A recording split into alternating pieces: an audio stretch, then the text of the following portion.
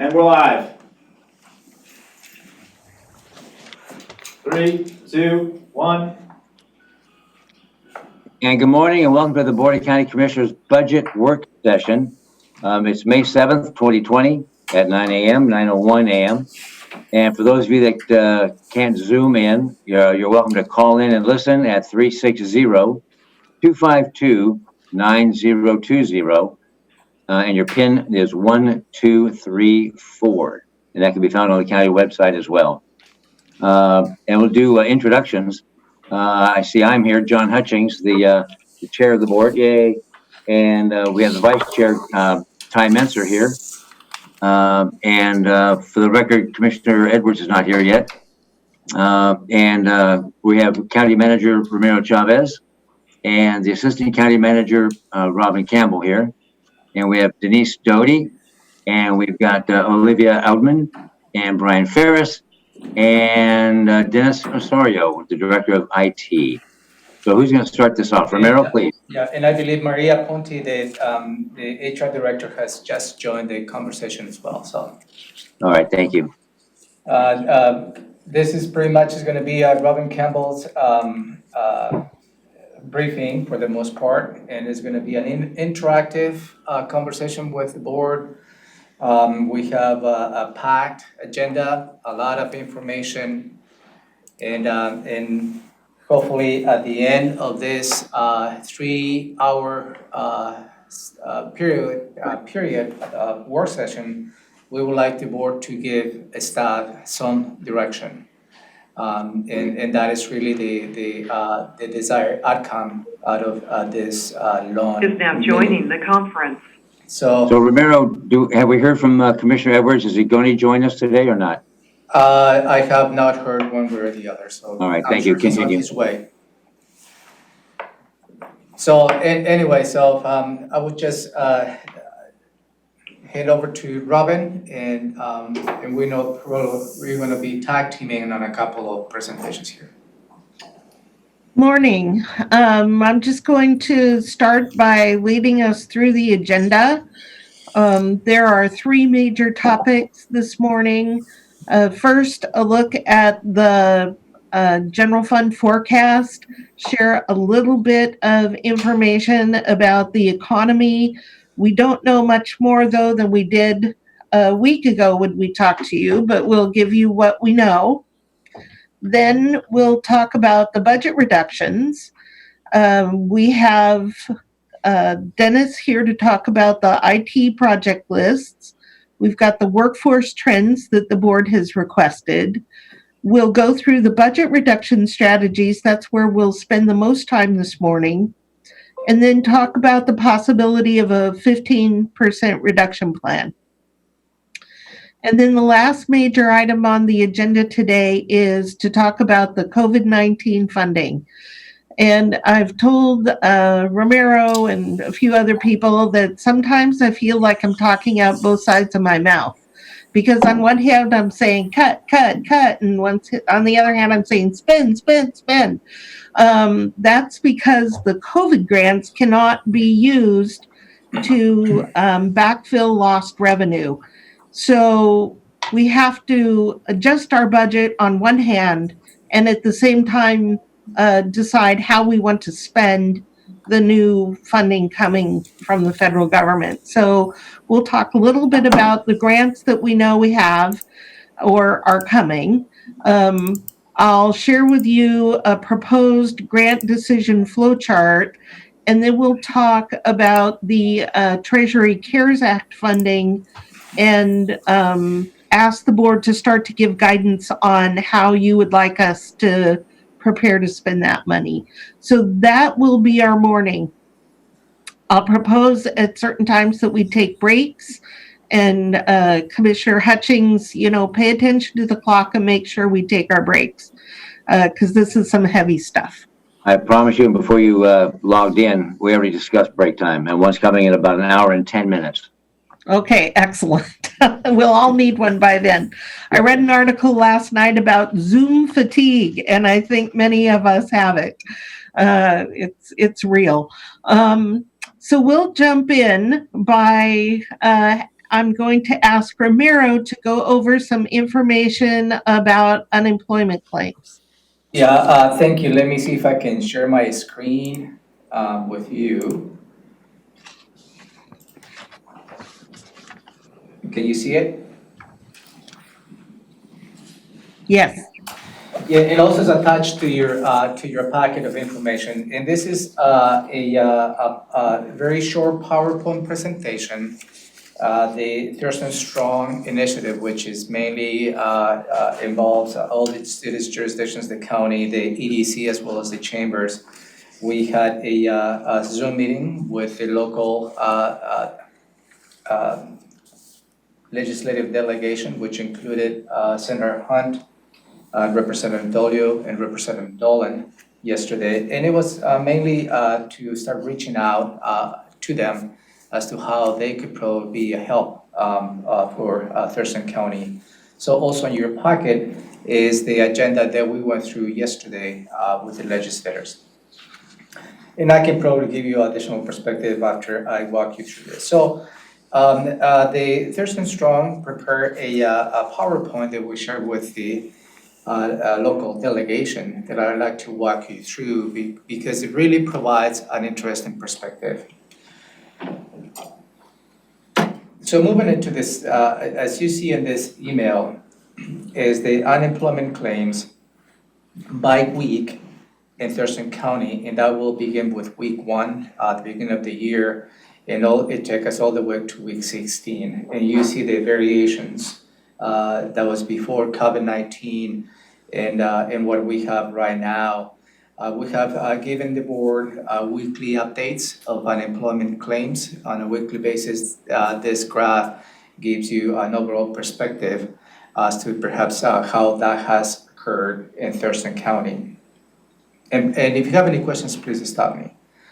So in this particular slide, we'll give you a comparison of unemployment claims of Thurston County in relation to Washington State. Washington State between March 1st and April 25th, that's when the crisis started taking toll, is 718,790, and I believe this week has probably has gone up already. And in Thurston County through April 25th, it's 25,782 unemployment claims. So this graph will give you a little bit of a breakdown between the state and the county related to gender for those who have applied for unemployment.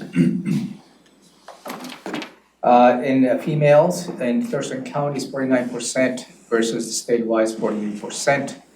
Males, 50% versus 52% at the state level.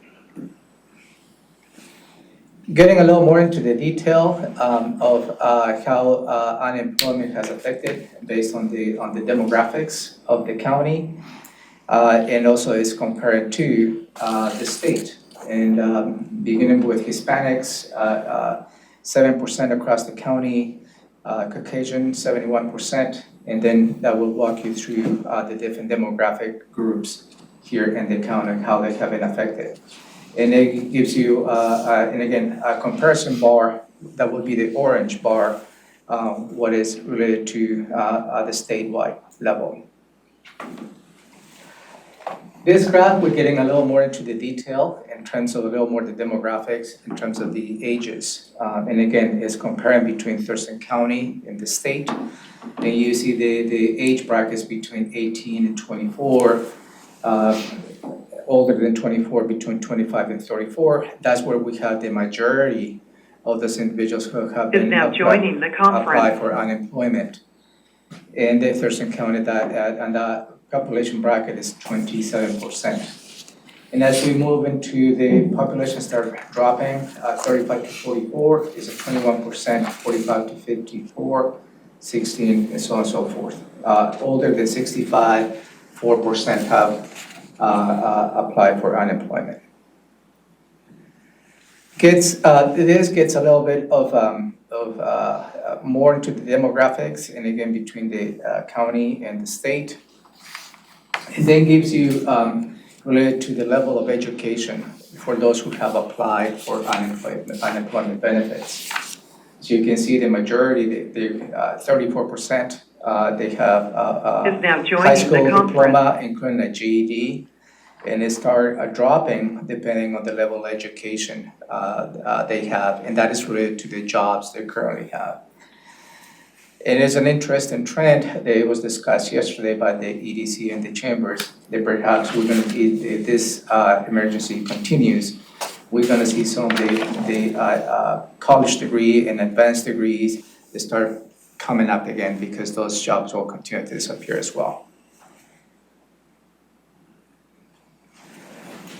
Here, not too much surprise in terms of the type of industry they have been affected the most. Accommodations and food services, out of the 25,000, 4,160 have been applied for unemployment.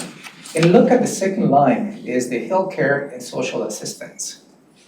And that's an interesting because although that we have been responding for the public health emergency, but this is related to the medical services. They perform elective surgeries in elective, so those have been affected as well. So which I believe this is an interesting data point that I found. Obviously, next is retail, trade, and then goes down construction, arts, and other services that have been affected. And the lowest point is mining. Obviously, we don't have much in here, but finance and insurance, which is 181. Hey, Romero? Yeah. I'm looking at healthcare and social assistance, and looking at about halfway down that list at professional and technical services. Where would an eye doctor or the supportive services of eye care, where would that fit in? So that will be on the healthcare and all those Okay. elective medical services. So that makes sense why I'm hearing from constituents concerning lack of access to their doctors. Okay, thank you. Yeah, and that's where also you include all the dentists and all that healthcare providers. Yeah, well, that's meaningful. Thank you. Go ahead, sir. So here, it gives you a little bit of a different breakdown in terms of the actual impacted industries. They have been affected by the emergency, which they have submitted for unemployment. And you have the full service restaurants, as expected, the highest rate. Then moves down to limited restaurants, offices of dentists. Here's a little more in detail. See the office of dentists, physicians, and all that gives you a different breakdown of the unemployment claims in Thurston County. And here gives you, and again, another breakdown based on the occupations, more specifics. And if you go waiters and waitresses in relation to the restaurants industry itself, obviously the most affected at this point. Retail salespersons, all the retail business have been shut down, and as a result, you see those individuals affected by closing their industry. And then goes to hairstylists and cosmetology, and then goes down through the line. And again, this is just informational. I don't expect you to make any decisions on this. And that's really what I had for you as an introduction, just to give you a perspective, a little more in detail, because in the last few weeks, what you have seen is just the raw number of unemployment number in Thurston County. And again, this gives you a little more in-depth detail as to how that 25,000 unemployment claims are breaking down. I find it interesting as well that I see dental assistants in there, and they're not hygienists, but I read an article in the paper that the dentists are ready to come back to work, but the hygienists don't want to return because they're concerned. Just interesting by line. And that's all I had for you to share, at least from my end. Any questions from my seatmates or comments? Nope. Okay. Go ahead, Robin. You're next, are you? All right, yes. So thank you, Romero, because that sets the context, if you will, for the next part of this conversation. I am going to figure out how to share my screen. Getting better at this, but still not great. So what you should be seeing here is the sales tax revenue by business type. This too is informational, and there's a copy in your packet. What you see here is the types of businesses, the top 10 actually, that the county receives our sales tax from. And I don't think it's at all surprising that the number one source of sales tax is the retail trade. Retail includes, I have a cheat sheet here, everything from motor vehicle parts and cars themselves, furniture, electronics, building material, garden supplies, clothing, health and personal care, sporting goods, hobbies, electronic shopping, all of that is included in retail. And retail makes up 45% of our sales tax revenue, comes from the retail trade. Construction is the next highest. Hey, Robin, Yes. of the retail trade, how much of that is the online or the destination tax? Do we know? No, we don't know. That is the next thing that we're going to be sorting out now that we have the data. Because you know that's skyrocketing comparatively. Well, that's what we're told, and that's what we think may have been driving some of the growth that we've seen in recent years, but we're actually going to break it down. There is a category called electronic shopping and mail order houses that we have. I don't think that includes some of our major online retailers, because out of the $8 million in 2019, only 400,000 came from this electronic shopping and mail order house category. So we don't think that that includes some of our large online businesses. Okay. But one of the next things we're going to do is try to see if we can't find. Department of Revenue has told us what to look for now, and we're going to see if we can find the types of things that they've described. New out-of-state sellers is specifically what we'll be looking for. All right, thank you. Okay. Construction is next. It's 22% of the tax that we collect, and then food services and accommodations, and that is mostly food services, is almost 7% of our taxes, and then it goes down pretty rapidly from there. You'll see the growth on this worksheet from 2018 to 2019. We had to overlap years to get 2 complete years to share with you, but the growth was strong. That had already started to soften, though, compared to prior years, and we expect it to drop substantially. So when you think about the information that Romero just shared with you about the UI claims and which sectors are hardest hit, that helps us begin to align where we think the sales tax will be hardest hit.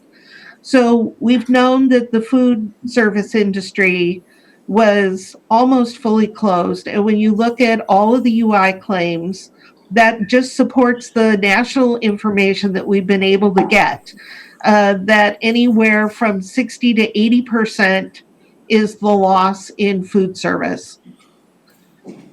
So of that $1.2 million that we collected in 2019, we would expect that to drop to somewhere around 300,000 if this shutdown were to continue. In retail, that's a hard hit area as well. Our retail trade is such a huge part, 45% of this revenue stream. We don't know what the drop to retail is going to be. The information that I've seen says that there was a shift in spending to groceries and grocery stores, and that's not items that are taxed. So we'll see how hard it's hit. And also the services and professional and technical services are not a large part of our sales tax collection. Only a little over 2% of our sales tax comes from that industry.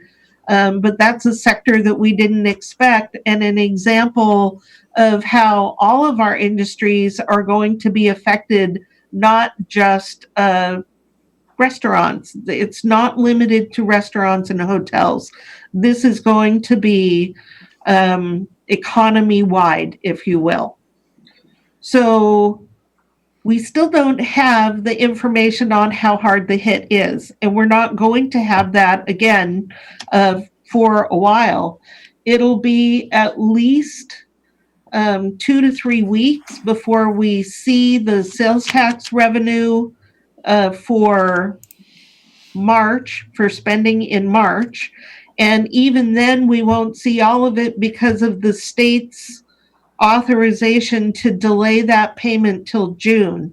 So we'll see a small amount of money come in at the end of May.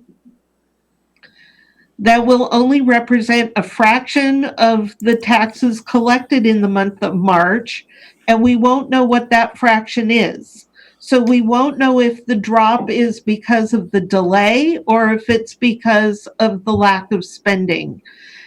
It's going to be July before we have a sense of that. And another question, and that is, even the end of June, for the fourth quarter reporting, we won't have accurate information then because of reporting data coming in early and mid-June, correct? Right. We'll be receiving taxes, but with this lag, you're already at a disadvantage because of a normal 2-month lag. But with the state's authorization to delay payment, we really aren't going to know until July. Okay. Okay, thank you. Are there any other questions about this? No. Okay. So from this, we're going to take another look at the forecast model. Put that down.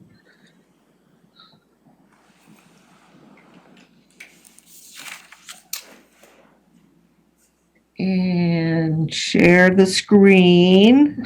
The buttons are in different places for all these different things.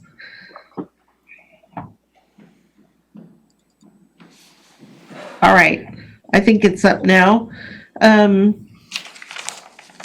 So here is the estimate model, and the copy that I've given you in your packet represents what the loss in revenue would be. Here's the graph.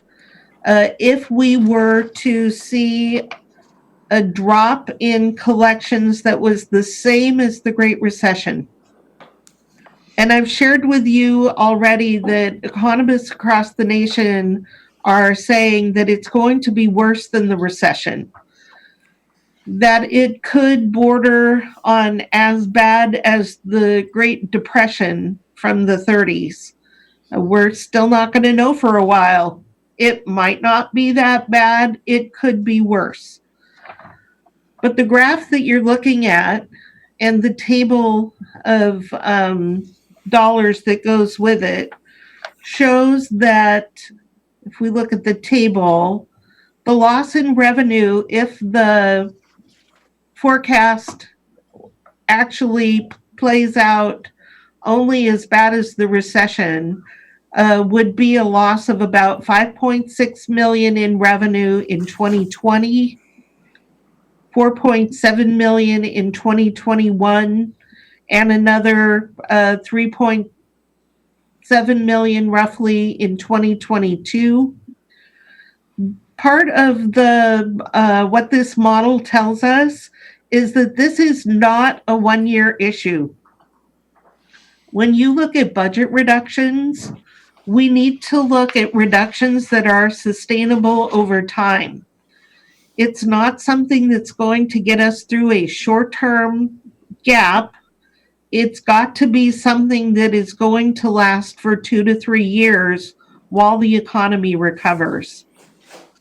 So when we start to look in a few minutes at possible reductions, it's not enough to say, here's what we can do for 3 months or 6 months. We need to take a long-term view to make sure that the county has financial stability over the next 3 to 5 years, and that we're not in this type of no cash scenario.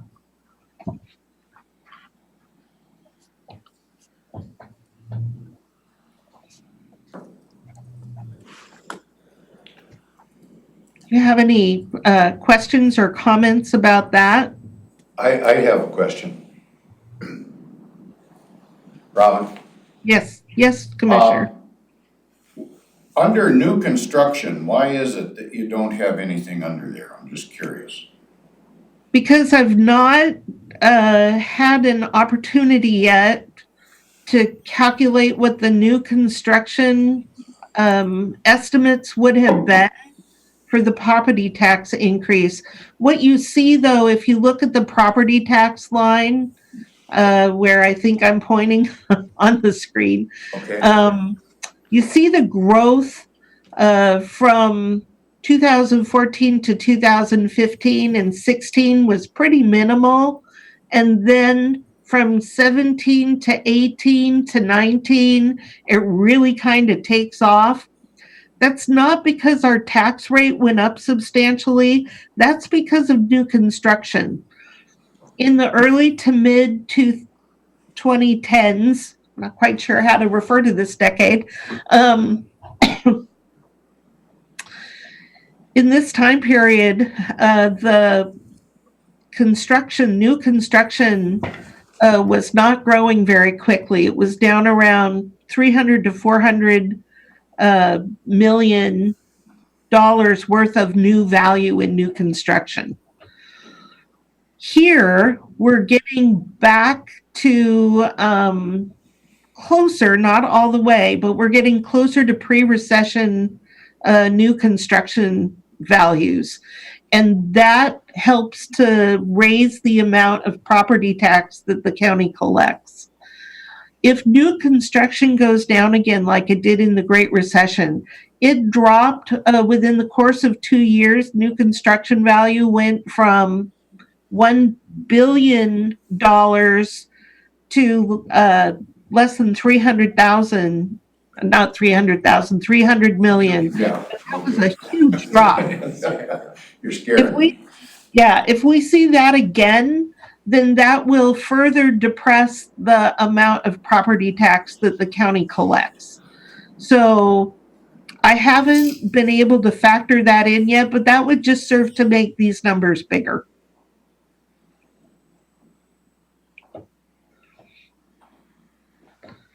Other questions? Robin, is the property tax forecast that's on this chart assume that we do the 1% bump or not? So it does. It did include the 1% increase in each year. So if you don't impose the additional increase of the 1% of the levy, then your collections in 2021 and 2022 would be more. Now, you've already imposed that 1% for 2020. That was built into the budget. And it's my understanding that once you certified that levy, that there's no way at this point to undo that, if you will. You couldn't reduce this year's levy, but I would have to check that with the assessor, the treasurer, and the Washington State Department of Revenue. It's my understanding, though, that once that's set, you can't undo it, but you can choose to not increase the levy as much in future years. Robin, I don't know, do we need to be called on here, Hutch, or are we all on an open mic? Let's just say open mic because I'm looking at the numbers either on screen or here, and I missed your hand, and then I have to go to unmute, and so Michael just jump in. Okay, I don't wanna, this is hard enough to do as it is. So, I appreciate that. Robin, are you hearing anything from your forecasters about the population is going to be fleeing from the urban centers and going to go to suburban and rural areas as this activity continues? Are you getting any feedback in regard to that at this point yet from any of your forecasting people?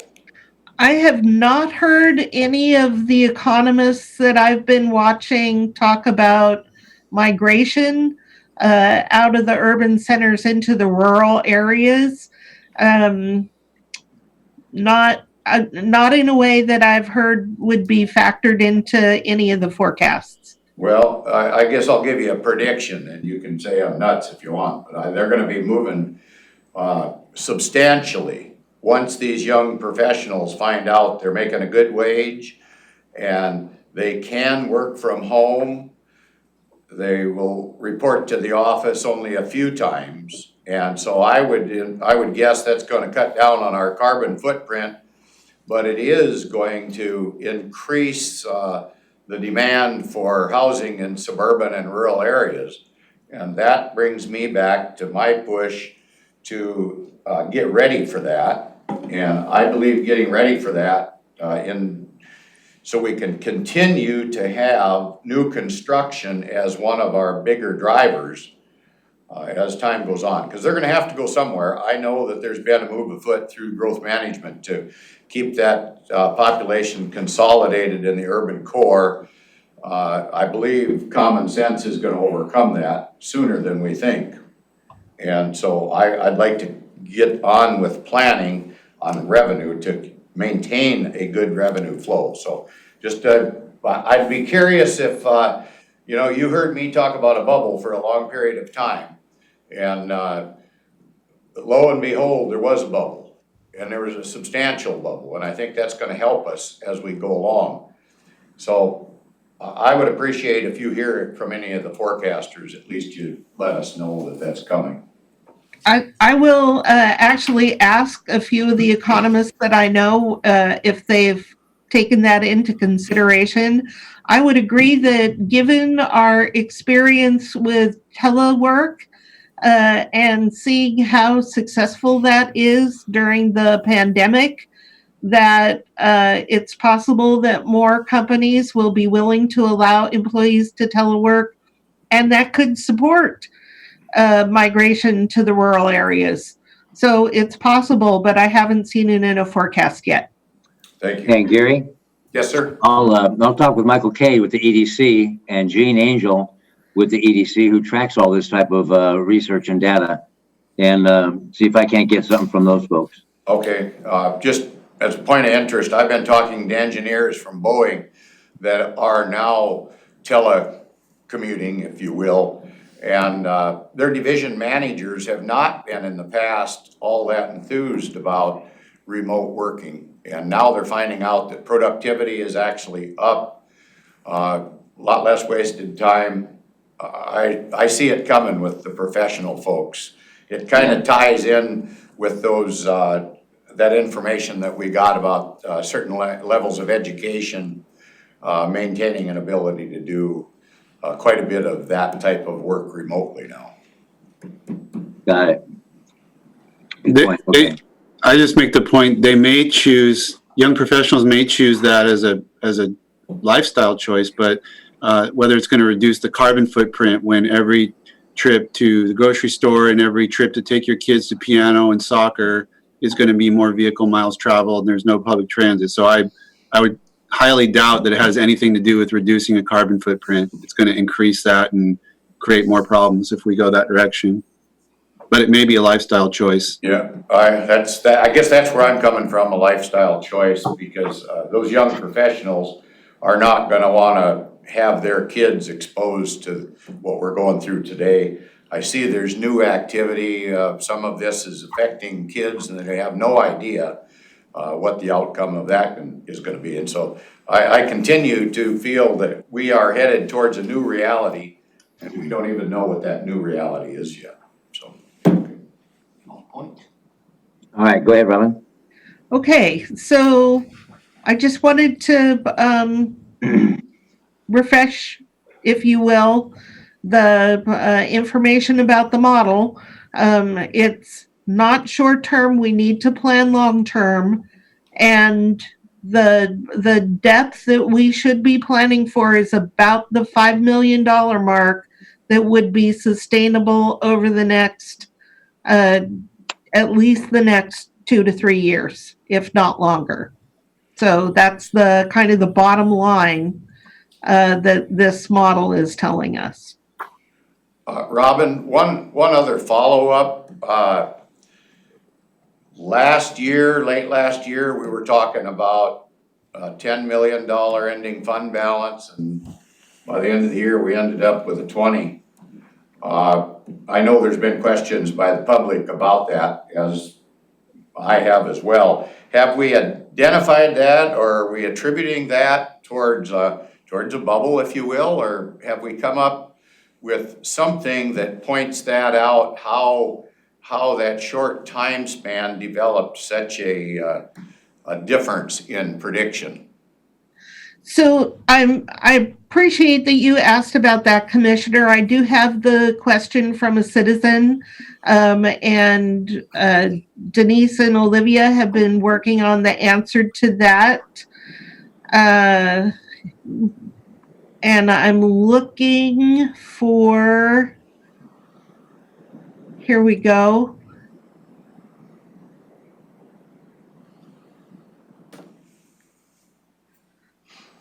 I wonder if I can share this screen. So basically what this is a table of how you go from $10 million here to $20 million. Do we have this on our paperwork? I did not print this out. Okay, that's fine. I'm gonna get up and look then, that's all. Okay, yeah, take a look. So, in the budget, and we did the budget in October, not in December, so it was a forecast even at that time. We knew we had a beginning fund balance in 2019. This is a known number, 13.2 million. I'm going to round when I talk.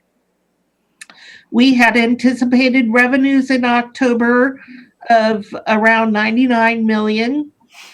Expenditures were authorized at 102 million that would have left us with an ending fund balance of $10.3 million. Now, even when you pass this budget, the forecast does not match the budget because there are some adjustments to revenue that we don't make in the system, but we know that they're coming, so they're included in the forecast. And you hear me regularly talk about the 3% reversion in spending. We don't reduce offices and departments' budgets. We appropriate this amount and they revert about 3%. And that's what you see here. So when we hit the actuals, if you will, there were revenues of $106.7 million. That's more than we had budgeted. The expenditures were roughly 3% less than we had budgeted. That's this 99.3 million here to get us to an ending balance of 20.5 million. And here's the breakdown of what those differences were. Here's about a 3% under expenditure to $0.6 million, higher than budgeted revenue in actual dollars was only a little under 3 million. And what makes up the bulk of the revenue jump is these accruals. And you'll remember the accounting entry, it's strictly an accounting entry where we must at the end of the year record revenue that we expect to receive because we've already earned it, but it hasn't actually come in. So we have an accrual of about $4.7 million. That's the biggest part of what has driven the $10 million increase, if you will, from what was budgeted to what we actually received. It's not like we got an extra $10 million in revenue that you can spend. As you move forward with this, and eventually I'm sure we'll get this chart, could you add another column for percentage of adjustment?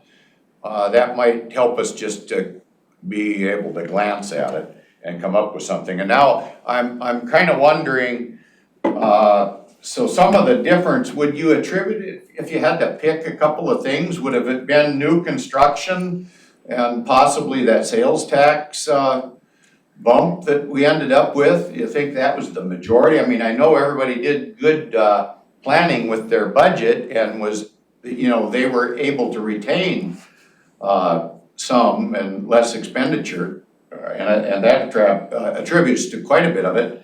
But when you say sales tax and new construction, are those the two biggest things? So it's not new construction, and if you recall, I don't know if I could find this document to put on the screen, but the property tax is always a little less than we put in the budget so that we can levy the full amount. So new construction applies to when you calculate the levy. It's not going to result in additional revenue in the current year. Let me just comment on that. When I say new construction, I guess what I'm really referring to is point of sale collection. Sales tax. The building, materials that are delivered to that point of sale. So if somebody gets a $100,000 building package delivered in the unincorporated area, that's a pretty good shot in the arm for us. Right. So yes, the sales tax is one of the major drivers. It was up more than we had expected. Oh, let's see. It's not on the 4-year. I'll have a document for you the next time we talk. Okay, that's fine. Shows where the increase was. A big part of it is we don't expect the timber money. The timber money came in quite strong last year. That's a big part of the higher than budgeted revenue. The sales tax came in quite strong. I've talked to you about sales tax growth. There's a few miscellaneous, like recording fees came in higher than we'd anticipated, but I'll get a breakdown for you of that. Okay, on your timber tax, I know one of the things we're talking about on our docket planning is looking at a timber or tree ordinance or whatever. I know as soon as we start talking about that type of thing, there's probably going to be a lot more logging that goes on until, you know, it takes place, and then whatever it is will dictate what happens after that. But I know the public, right away, they get nervous and they start cutting trees like you can't believe. I mean, you folks don't see that in the urban core, but out in rural America, we see it going 40 acres at a time, you know, in the lowlands, which I did notice that after the recession, our timber, for the first few years after recession, the timber revenue was quite high Yeah, compared to prior years. yeah, and then we didn't even have the threat of a tree ordinance at that point in time. So it's really gonna drive it. Just wanna point that out. We'll have other revenue coming in on that as well. Right. Okay. Any other questions before we start to talk about reductions? Well, I do have a question before we get too deep into reductions is I'm gonna be looking at revenue, just so you know where I'm coming from. Great. That's any source, we'd much rather bring more in than reduce what we have to spend. Well, just so you know, I'm working with the Economic Development Council. They're putting together a package of regulatory reform that they feel would be the most beneficial things that we could do to make life a little easier for new construction, to continue that sales tax point of delivery position. So we'll be getting that in shortly, and that's all about revenue. So Great. just want that pointed out. As you work with them, if they could estimate how much we'd collect in any given year, that would be extremely helpful. Okay, I'll try to bring that up. I know Hutch sits on that board. Yeah. I know he's talking with them as well, so Yep. I believe we can come up with that. So I will bring that up as well today or tomorrow when I have a chance. All right. Okay, so we're going to move into the reduction part of this conversation. And I'm going to start that part by asking Dennis to talk about the information technology project list that you've received. And I'll let Dennis know that I'll chime in wherever you need me to.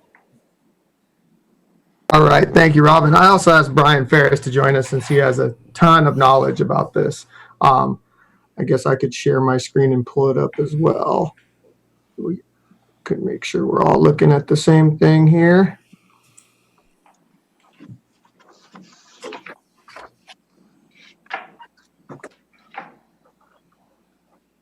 All right, can everyone see that? I believe this is in your packet as well. Yep. Okay, so just some background.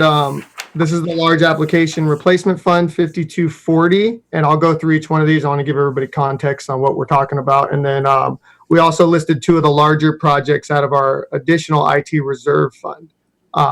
So I'll just go from left to right.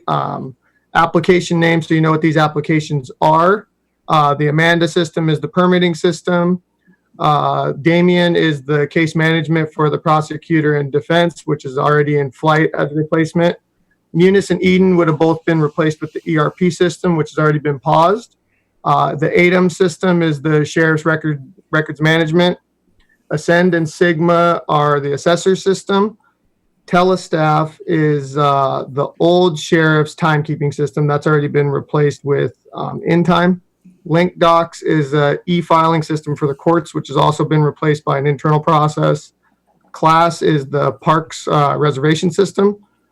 The coroner system, I believe they're using a statewide system, so that's already been done. FTR Gold will be paired with the court video replacement down below. So that's the project that essentially started this entire conversation. This is a fully integrated system. FTR Gold is the audio version, and the court video replacement is the video. We'd like to replace that with one integrated system. And then we have project management, our project management staff who manages all these out of this fund as well. And then below we also have the website replacement. So then just going from left to right, the 7-year collection, and this was, I believe, established in 2016 to 17. These were estimates on what it would have taken to replace these systems then.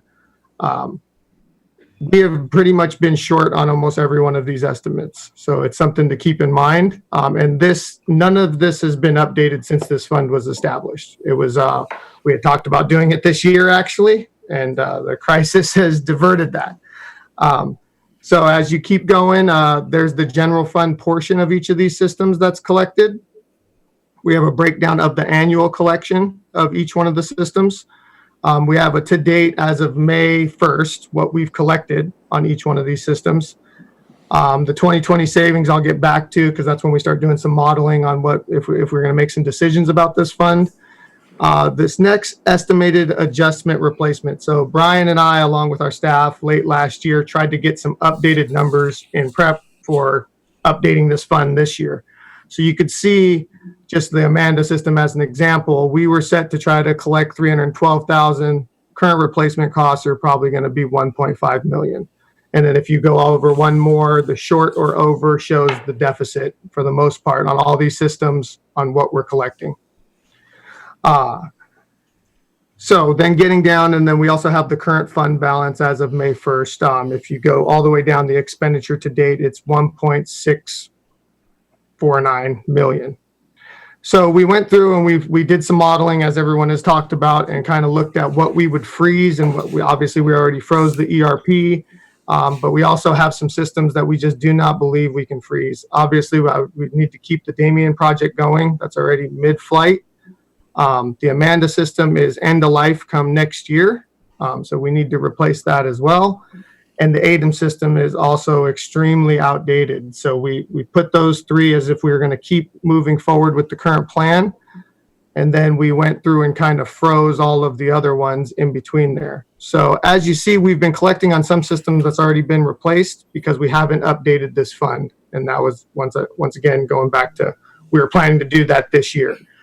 Given we might have taken some of these systems out, but they probably just would have been replaced with their new predecessor. So say Telestaff, as an example, now has InTime. We still need to have some type of replacement costs on that. Dennis, could I interrupt you just for a second? Sure. I know I'm throwing a lot of information and I know it's a lot of numbers, but there's no. You referred to the Eden system. Is that ERP? Is that what we're talking about there, Eden? Eden, yeah. Eden and Munis have both been replaced with the ERP system. Okay, was that the one? I mean, you said Amanda, Damon, and Eden? No. No. Okay, where was the next one? You said Amanda, Damon. Amanda's the permitting system. Damien's the case management system for the prosecutor and defense. Okay, and then what was the next one? You said we were. The Munis and Eden are the ERP one that's currently paused. And then the other system that we are recommending that we continue to move forward with is the ADAM system, and that's the Sheriff's Records Management. ADAM. Okay, where's that one located at? That's right below Eden. That's the next one in the line. ADAM's. Oh, ATIMS. ATIMS. Yes. Sorry if I. Okay, that's all. I just want to make sure I got it. Hey, Dennis, Okay. sorry. Well, let me do one more thing, would you, sir? Just so, you know, we're trying to get this whole e-inspection thing implemented, and that's gonna make us more efficient when it comes to, less travel, more inspections done by staff when it comes to this building boom that we're gonna be facing.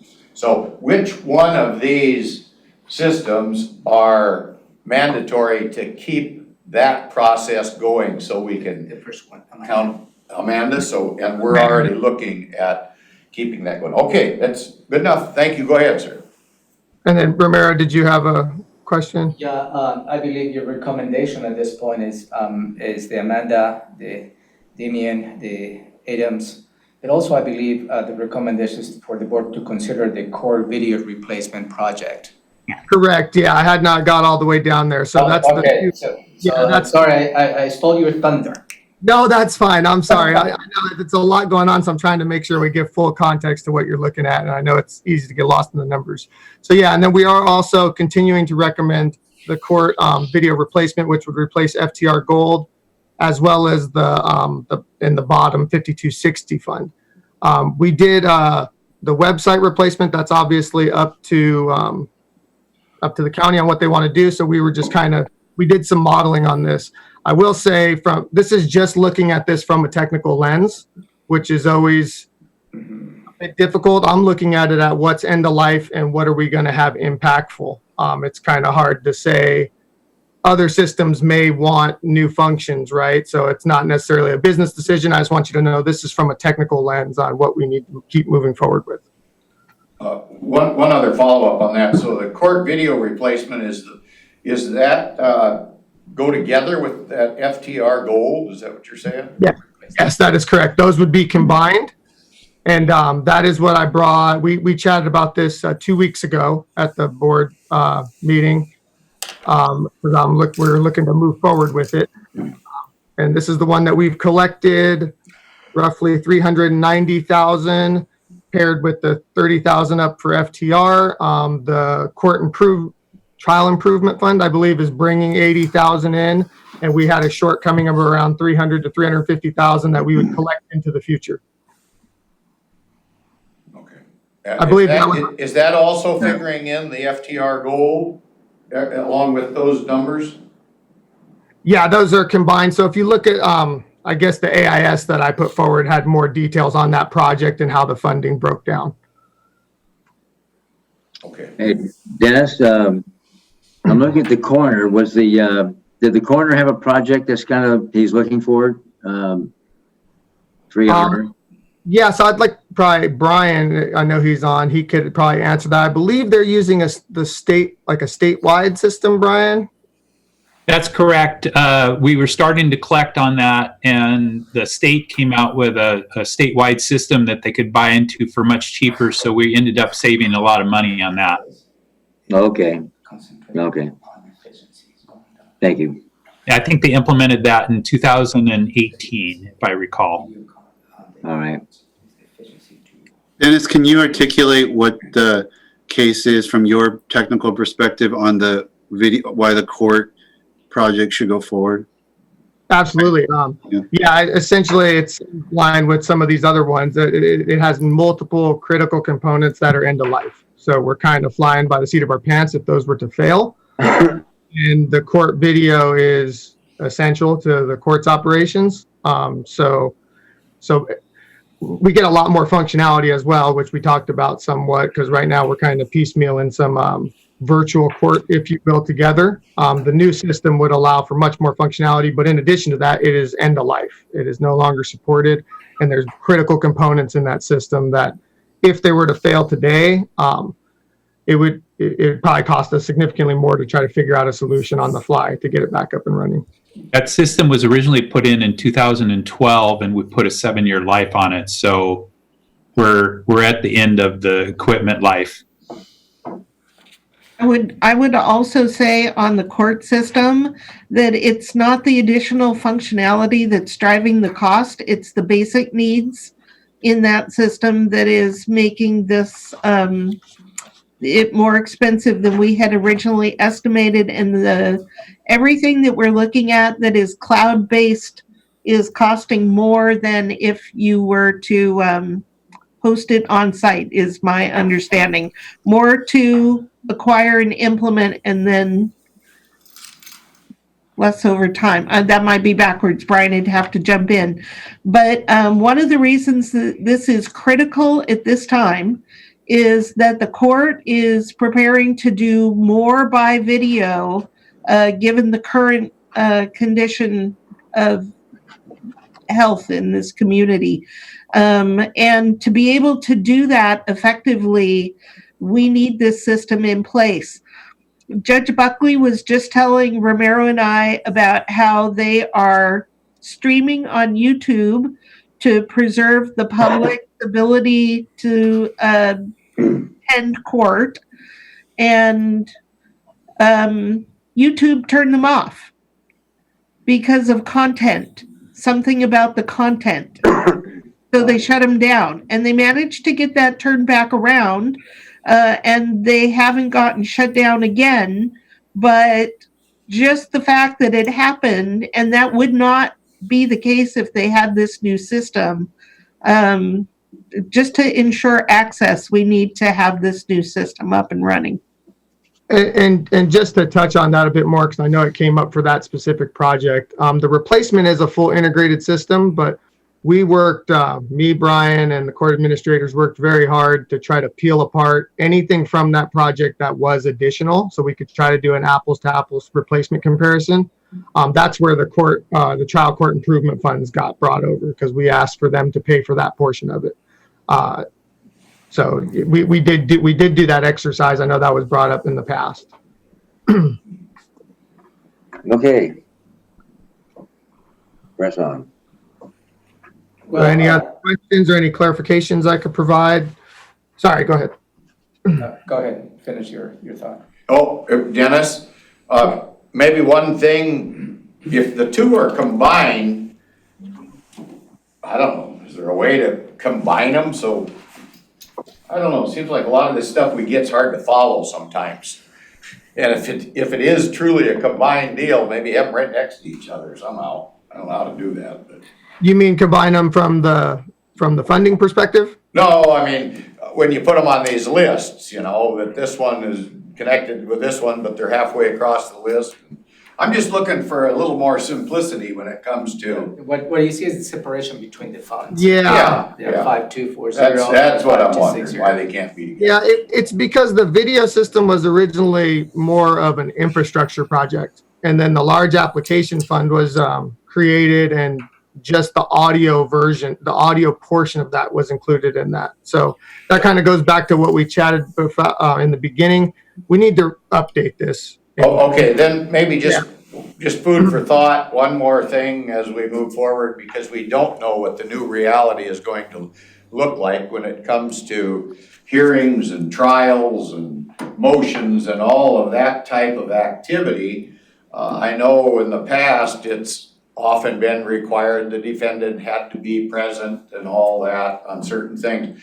So we might be seeing some changes here that will make the use of a remote facility like we've got more user-friendly, I guess. So I hope we'll be watching for those kind of efficiencies to be placed in there as well. Yeah, and following up to what Robin stated, we met with Superior Court, Judge Price as well as Judge Buckley, and they are looking for how they need to adjust in the future. Because as you said, our reality is going to change, and the social distancing, maintaining on the normal and the traditional setting may not be possible. So it's a two-pronged approach in terms of how we're going to be supporting the courts in terms of physical space. But also, this IT support is going to become essential for them to look for opportunities in the long term. And that is why I want to make sure that you have that perspective. And at least from my point of view, and I think I can speak for Robin and Dennis as well as the judges, they're really looking for the support from the board to continue with the core video replacement project. Yeah, I guess maybe a follow-up on that. I mean, I can imagine if we do jury trials by Zoom or something similar to Zoom at some point in time, I mean, it's really gonna change things. Yes, At 1300 today, or 1 o'clock today, we have a Superior Court update or a meeting with them. right. So we can chat about it then as well. Via Zoom. So, yeah. So before you, the proposal, I believe, is for you to consider moving forward with the Amanda system, Damien, Adams, and the core video replacement. I think we almost have to. What, there is one other listed here, and that is class. Dennis, what is the class system? Yes, the class system is the parks reservation system, and that was recently brought to the subcommittee, the ITC subcommittee. They are able to replace that system for very minimal cost, but I guess there's some dependencies on the parks and what's going on with those. But I believe they're able to replace it for $7,000. Right, and what we heard from Public Works is that if they're not able, or rather, what they need this system to be able to continue to efficiently rent out the park facilities. To be able to increase efficiency, they really need this so that people can reserve and pay for those reservations online. By any chance, do we know the numbers about, okay, so if we do an expenditure there, what are we gonna end up with revenue? Any projections on that? Is it I would have- cost effective? I don't have those numbers, but we can certainly ask Public Works. Okay, I just can anticipate a question coming from Commissioner Menzer about we're gonna be faced with something here where we're gonna be asked to be making a decision outside of the normal scheme of things, it looks like, you know, are we gonna kinda, okay, we know what you're talking about here, and then kinda move on to other areas, so when we finally make that decision, I think it's we're gonna not be. making it in isolation? Rob and I discussed about this, you know, it's gonna be some, you know, touch points for the board to consider. Then we'll look at the cumulative effect of your preliminary decisions. If we're still hitting the mark, fine. If not, we'll have to come back and reassess some of your initial decisions. So this is just initial understanding, initial conversation, and we'll continue to have those as we move along. Yeah. Okay, well, And just to touch on that, any of these large, the large projects will need to go to the board still. It wouldn't be, you'd be making the decision right now on every one of them. I would bring, just like I brought the court system replacement to the board, and you'd make the decision there. This is hopefully just giving you some context on everything that's going on from from the large projects in IT. We're just about ready for a break. It's been about an hour and 10 minutes. So I don't know how much more time you need, Dennis. You want to break here? Do you want to? I don't want to cut your time short. And you're getting into the historical workforce now, aren't you? Yeah, no, I'm good. Just any other questions that you have. Other than that, I think I got the whole picture there. All right. Any final questions for Dennis at this point? All right. Go ahead, Robin. I would just make one last comment before we leave the conversation about the IT replacement plan. It is certainly okay to put some of these projects on hold for now, but eventually you will need to replace these systems. Munis and Eden, we had heard when we started down the ERP path that Eden was not going to be supported. Tyler has pushed that date out. So if we wait for an ERP, we're going to be okay, but we can't wait forever. And when we do buy it, we want to have the money in the bank. So what you can do this year or next year is to suspend some of the contributions into this reserve fund, but you'll need to make it up eventually. So just be aware as you make the decisions that we can pause these for now and we can reduce contributions for now, but we'll have to make it up eventually. Robin, you talk about decisions. When are you looking for a decision on some of this stuff? I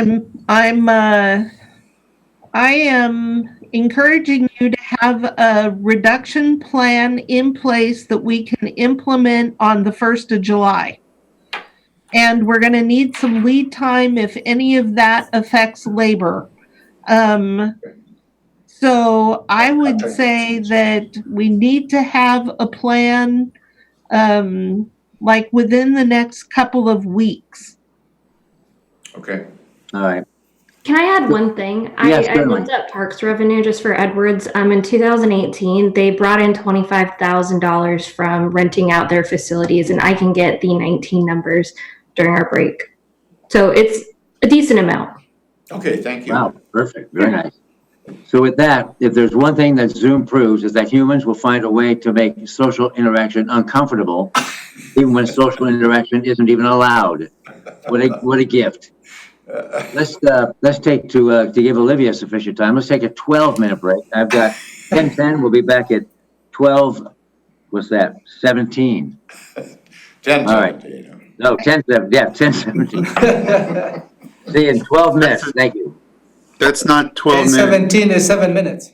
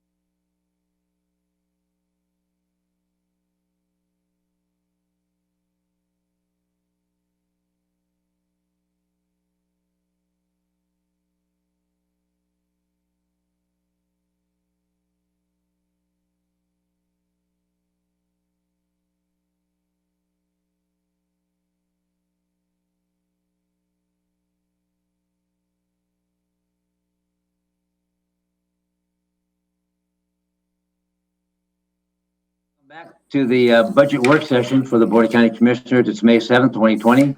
And again, if you want to call in, the number is 360-252-9020, and your PIN number is 1234. We've been on a quick break. During the break, I found out the culprit behind this COVID-19 business, and apparently it's Zoom. So we're back, and Robin, I've set my timer for 45 minutes to see if we need another break before you wrap it up at about noon, before or after. So you're off and running. Yes, I think, Commissioner Just, could I have a clarifying point there? The chair, gave a number for the community to call in if they're interested in listening. I just wanted to make sure that they knew that it was a listening situation rather than calling in to comment or something. Right, it's not participatory, but it's part of being transparent. You're Right. able to come in and listen. If you don't have access to internet, you can listen to the whole conversation, Thank you. unadulterated, unplugged. Thank you. Go ahead, Robin. okay. So the next item on our list is just to share with you a workforce trend. We had shared last week. So hopefully on your screen you see the historical total workforce trend by department. Last week we had shared with you the FTEs only in the general fund. And so here are the total FTEs. This is a two-sided document, and the side 2 is important, and we'll get to that in a minute. But what you see at the bottom line is that in 2005, the county had a total workforce in all offices and departments of 1,148.27 FTEs. By 2008, that had grown to 1,000, I'm just going to round here, 1,250 FTEs. At that point, the recession hit, and we went to a low in 2011 of 1,024 FTEs. And again, I'm rounding. It stayed low like that for about 3 or 4 years, with very little growth until 2017, where there started to be FTEs added back into the workforce, to where in 2020 you now have 1,174.66 FTEs. So that's the total county workforce. There's a lot of detail on this page, but you can see over time which offices and departments went up and down. Now, this is where I'm going to talk about the importance of page 2 of this document. And before I turn to page 2, I'll just give a little context. The county has, on many occasions, restructured the organization. And when you do that, the number of FTEs in one place goes up and another place goes down, depending on what the restructure is, the reorganization. So there are, one good example is the Pretrial Services was created in 2016. You see 5 FTEs. Some of those FTEs, not all of them, 1 or 2 were new, but some of them came out of Superior Court. So you see in 2016, the number of FTEs in Superior Court went down. Part of that is because a few FTEs were shifted off to create the new department. The same type of things happened in Central Services. In 2019, the board created the Department of Information Technology. So in 2018, there were 83 FTEs in central services. In 2019, there were 51. Part of the reason for that drop is the new IT department that you see down on this row that started out with 41.6 FTEs. So when there's FTE changes, it's not all about the budget and the numbers in that particular office or department going up and down. Some of the reason for the changes is reorganizing the structure of the county. This leads me to page 2. In 2009, and I do apologize for anyone trying to see this on a Zoom screen, but commissioners, this is in your packet, and we'll make sure that this is available on the internet to people who would like to look at it. But this is the change in 2009. As part of the response to the recession, the county did a massive reorganization and eliminated a number of departments. That was to create efficiency in management. But page, I think. Hold on, Robin. Yep. Are you with us, Gary? Yep. Okay. This page looks, and then when you flip it over, you see this. And you can see it much better. I'm going to increase the size. That should help.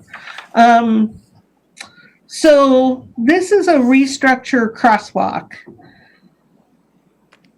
And some offices, most of our offices that are under elected officials did not change, but most departments did. So there had been a Office of Budget and Development. Those FTEs went to public health. Central Services had FTEs transferred in from Public Works. That was Fleet. And I'm trying to remember what all of these moves were because this happened a year before I joined the county. So these notes are invaluable, and I really appreciate the work that was done to put this chart together to show us all of the things that moved in 2009. You see the Pack Mountain Consortium was completely moved to public health in 2009, and then a few years later left the county completely to form their own entity, quasi-governmental nonprofit. So when you look at, go back to page 1, and I'm going to reduce the size here. You look at public health, you're going along, and in 2009, we would have thought that the FTEs would have gone up from that transfer in. You see where they dropped substantially when Pack Mountain left the county. But there were other things moving. It makes it hard to just follow along on that page.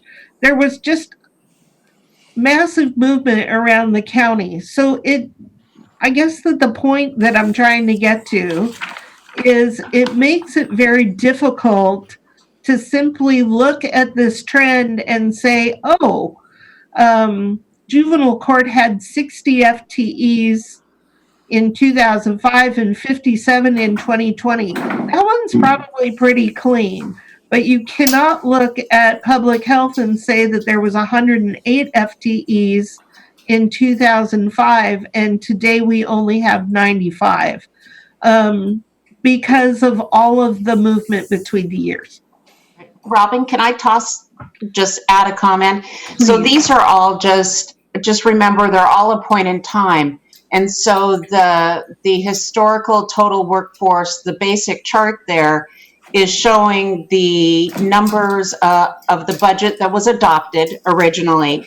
And then that big restructure happened later in the year. And then there could easily have been more changes that occurred, more reductions. So it just, it just gives you kind of trends and some background information. Thank you, Denise. Yeah.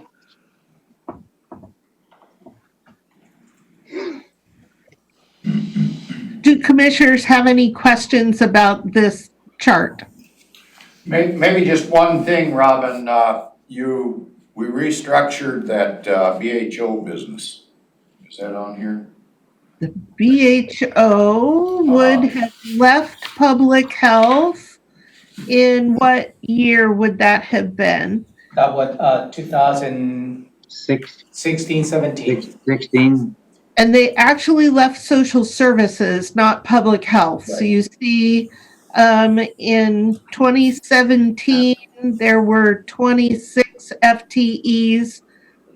No, 2016 were 26 FTEs. 2017 were not quite 11 FTEs. Stayed Not static, sure which basically. year you moved TST out of the commissioner's office and into public health, that or social services. That's reflected in here. It's all the movements that make this. I apologize, but it's complicated. Yeah. Okay. Robin, I have a question. I see from 2010 to 2011, the county's workforce reduced by about 100. And there's a communications 63.75, and they just disappeared in 2011. Did that go somewhere else, or is that part of the 100 that were just gone in 2012? I can comment on that. TCOM 911. They went, Mass communications. yeah. They had been a department of the county, and then they spun off into a separate entity.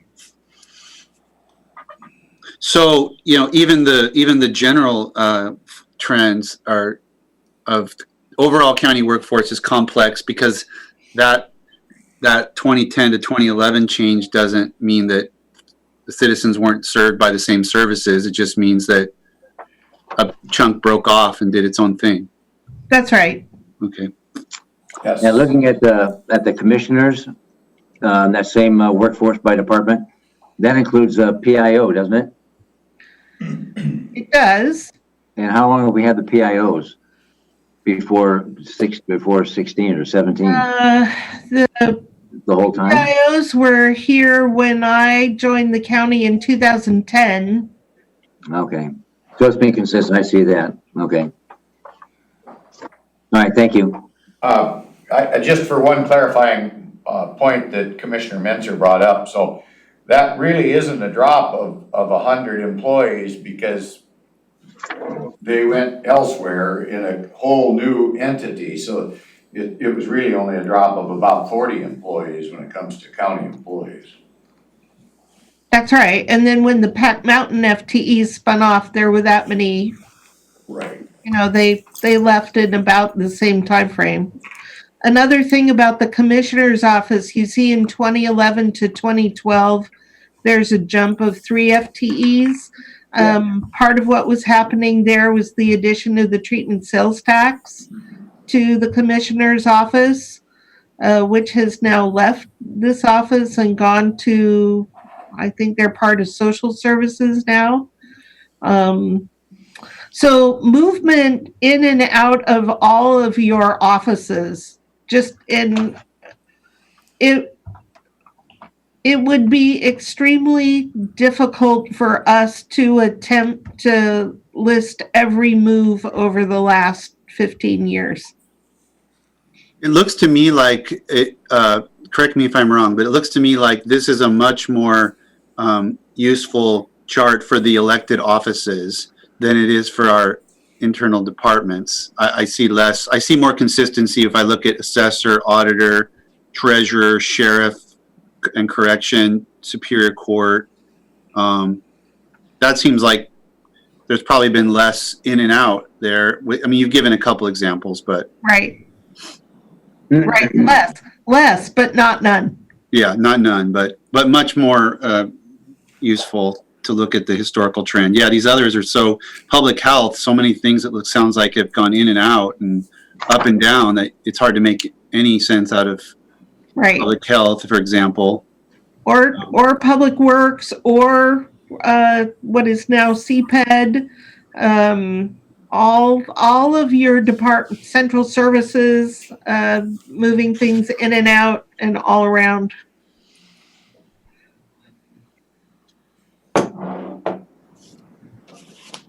But the changes aren't quite as dramatic if you eliminate, there's almost 100 folks, that really, they never did change anything as far as an internal change. They just went on to different entities completely. There are those two that spun off. And TCOM that's and reflected in 9 and 10, I guess. 3. Yeah, right. So the 3 entities, the communications is TCOM 911, Pac Mountain Consortium, and then the BHO. Those are the 3 major spin-offs. You don't Okay. think of county government as having organizations that spin off, but Yeah. but we did. Okay. Press on. Okay, so any other questions about the trends?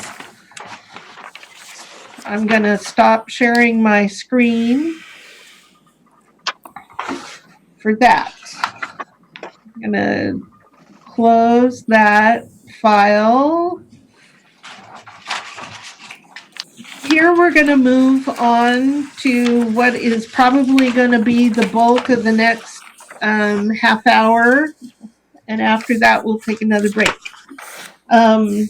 So I am now turning to the document of budget reduction concepts, Thurston County General Fund budget reduction concepts, and I'll share the screen again. Concepts. Well, they're concepts, or you could call them strategies, or you could just call them budget cuts. But what they are is a list of things that are your options. These are ways to save money in the budget. And what we're going to do today, we've had a conversation about this worksheet. I think this is the 3rd time we'll talk about it. It is a list of items that were brainstormed. Olivia and Denise have done amazing work in coming up with ways that we can get estimates. These are estimates, but they are the best possible estimates of what we could save in a 6-month time frame if you choose an item. So, for example, number 3 is if you were to require that staff took off 1 day per pay period, that's 2 days a month, for every FTE, the savings from that action would be $3.2 million from July 1st to December 31st of this year. That's how to read this table. There's notes or downsides. Continuing with that particular example of line number 3, we would need to bargain that with the unions. There's the amount that would be saved in other funds across the county. We'd also save from restricted funds about $2.3 million. And what's not here is that in many offices and departments, if someone was off 2 days a month, you would need to find a way to cover the work that they do. So we wouldn't actually save 3.2 million, it would be something less, but we've not calculated that offset yet. Robin, could I ask you a question here real quick? What does pay period mean? Does that mean every 2 weeks or every month? So pay period, we have 2 pay periods a month. So you're talking about 4 days off a month? We're talking about 2 days off a month. And Pay- it's pay period. 1 day per pay period, So, 2 pay Right. periods a month, 2 days. 2 days a month. 10% of the work. That is 10% roughly. it would, and then would that take a, buy-off by the representing groups? Absolutely would have to bargain that with the union. And usually, we've done that in the past where we've offered, you know, a cut of personnel versus a cut back. And I don't know, has that been too successful on the negotiating thing, has it? Let's get into some detail though, The history. at this point. But also, because you heard from some of the, your elected offices, services will be, and Robin alluded to the fact that somehow we need to come up with, continue to provide services. So the entire proposal of saving that much may not be achievable. Perhaps the other option within, which is not listed, since this is about the equivalent of about 10%. When you reducing salaries across the county is another option that you can achieve that. Then on that proposal, the reduction of salaries across the board, whatever percentage that is, you continue to provide the services. The employees will be coming to work every day under normal circumstances, and you will not be seeing a drop in services. Right? One other question on that. You put out something, I believe last week, asking for department heads and I think elected to present you with a cutback of certain percentages. Are you there yet? That is coming So up. we have not, we've not sent that out yet. And that's part of what we'll talk about today is if you continue to be interested in doing that, we have what the targets would be so you could give us more guidance on what it is you're looking for. Okay, So But the departments are working on that. okay. Are the yeah, elected the working? departments are already working on it, but it's not a broad formal request from the board yet. Okay, So what we're going to do now is much like what we do in budget decisions.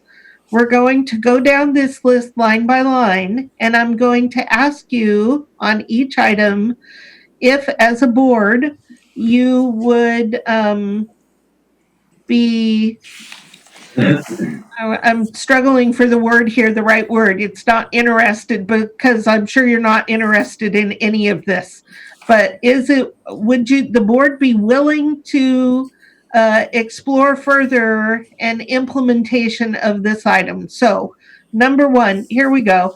Number one is do not do a COLA. And if we were to, that would actually, to have the savings this year would be to roll back the 1% COLA, and you would save $346,000. So what I'm looking for now is a thumbs up or a thumbs down from commissioners on if we should pursue that, because what we'd like to do is whittle this down to things that the board would actually want to pursue. And then add up the things that you say, yes, let's look more and consider this more, and see what that adds up to. Robin? Oh, go ahead, Ty. I just wanted to clear, Go ahead, Frank. so thumbs up just means we're keeping it on the table. That is correct. So for Yes. you to consider further. Okay, So got it. really, you're not making at this point a decision and said, go. It's really start to narrow down all the 17 options, 16 options that you have in here to narrow down to 4 or 5 to further discuss this. But realizing that this all is gonna take, concurrence by the unions.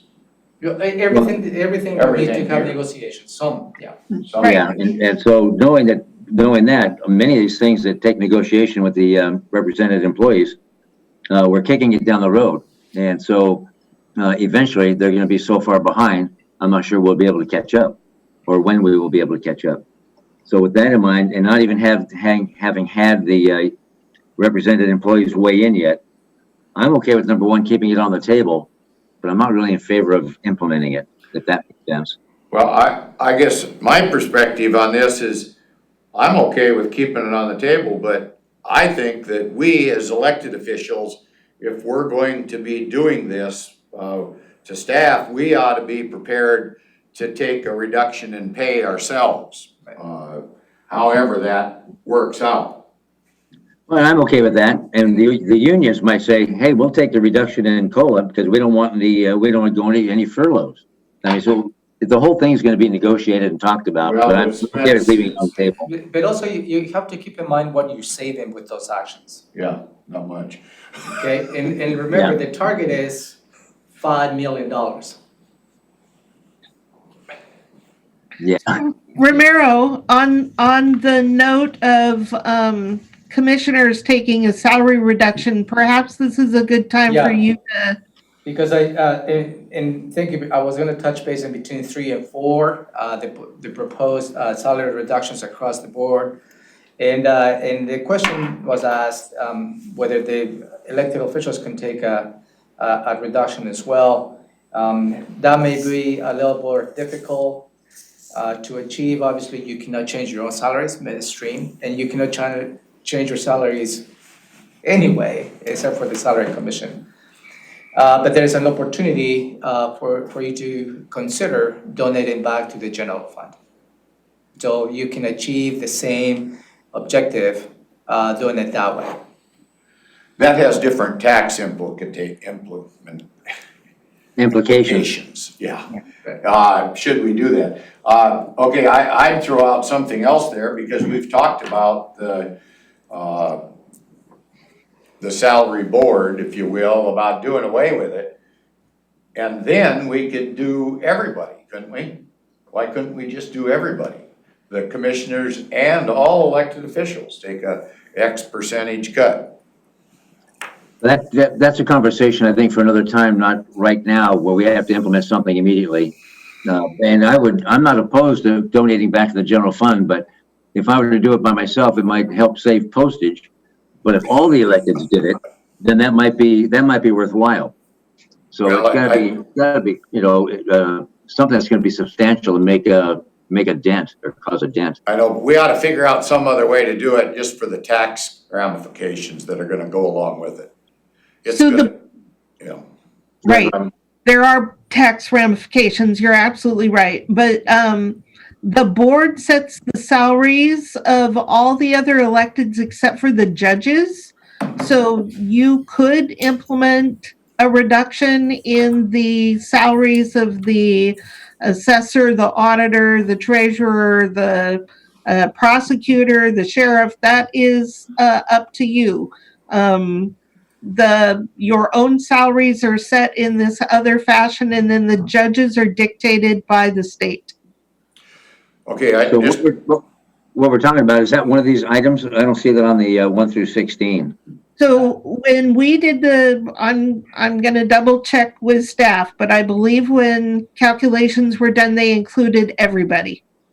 Yeah, everybody was on these. Under number 2, right? That's what you were talking about? Number 2. That would be number 2 in the salary reductions. Yes. But we haven't decided on number 1. Right, we haven't, and number 2 doesn't include all the electives, does it? Well, yeah. it could. It does, okay. Number 2 could include, and the calculation does assume everybody. Okay, I These wanna, are rough numbers to get you in the ballpark. all right. I do wanna comment, though, I believe by eliminating the salary commission, we then could reduce our own salaries. Nope. Why do you say that? We already had that discussion. Because then you have to get into the schedule to set the salaries for the next 6 years, but you cannot do that action today.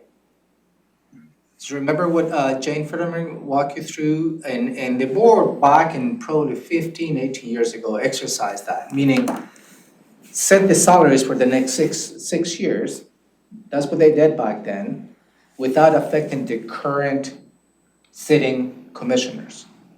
So you couldn't take an action right now to set your own salaries. You can probably take an action if you eliminate the salary commission to set the salaries for the commissioners later, whomever takes that seat. You mean to say that we can't cut our own pay, but we can cut everybody else's? Is that what I'm hearing? Excuse me. We've had this discussion repeatedly, and we can get it again sometime, but not now. I think we need to go through this list, starting with number 1 and say, yes, keep it on the table for further discussion, or no, not interested at all. Right. Thank you. Okay. So go ahead. Okay, Number 1. so number 1, and I must admit that with this on the screen, I don't see everybody. So, I see it, so I'll, Okay. okay, so call the thumbs, Romero. so number 1. Yeah. 3 to keep it, so I'm just gonna mark. All right. So, number 2, this is the temporary salary reductions. We've calculated it 1%, but it could be whatever percent you would like. At 10%, it would be a little more than the 2 3.5 million. Can I ask a question on number 2? Yes. Could it be implemented in like 2 different levels where the higher paid employees take a certain percentage cut and the lower paid employees take a lower percentage cut? Yes, we could Okay. structure it however you see fit. I want this on the table myself. How about you, Commissioner? Yeah. Yeah, okay. Number 3 is staff furloughs. The calculation we did was for 1 day per pay period, which is the same as 2 days a month. But we could do whatever number of days you would see fit. And this number 3 is for all county employees. Okay, is that a possibility that we could reduce everybody's salary by a certain amount? Because elected officials don't have an 8-hour day. Some of them work 16 hours a day. Okay. Well, there's salary based, so there's no hourly based. So if it's a salary based, we can't do it? Is that And I what you're think there may saying? be a way to reduce There- that. No. There is a way to do the salary based. So for example, I'm an exempt from overtime employee and I receive a monthly salary. And what would happen is in the week that I had a furlough day, I would be converted to an hourly employee and would take 8 hours off without pay. And then I would be told that I cannot work on that day to make it all fair and legal. So there is a way to take this with salaried employees. Okay, I'm good with it. Okay. I So think we number got- 3? So do I see Commissioner Messer's thumbs down on the furlough? You, Commissioner? I'm okay talking about it. I'd like to hear more about that, but it's gonna require negotiation. Number 3. And number 3, and that's the one you, Ty, were asking about. Can a reduction be made for a higher reduction made for a higher paid employee versus a lower rate of reduction for a lower paid employee? Is that the one you're talking about? No, I'm talking, that was number 2 where we just do a salary reduction, but we do Okay. it. Furlough is a salary reduction, but But you also get days off. In reduction of service. you don't have the work done and it's it would be basically across the board for everyone. So to me, 2 and 3 are kind of alternate to the same idea, and 2 is a lot more palatable to me than 3. So for the purpose of discussing it further and balancing them with the loss of work with what the employees may prefer, I'm okay with keeping it on the table for discussion, but I'm not saying thumbs up, implement it. Yeah, Okay, yeah, so- well, I'm okay with discussing it. We'll Sure. keep it 2 to 1 there.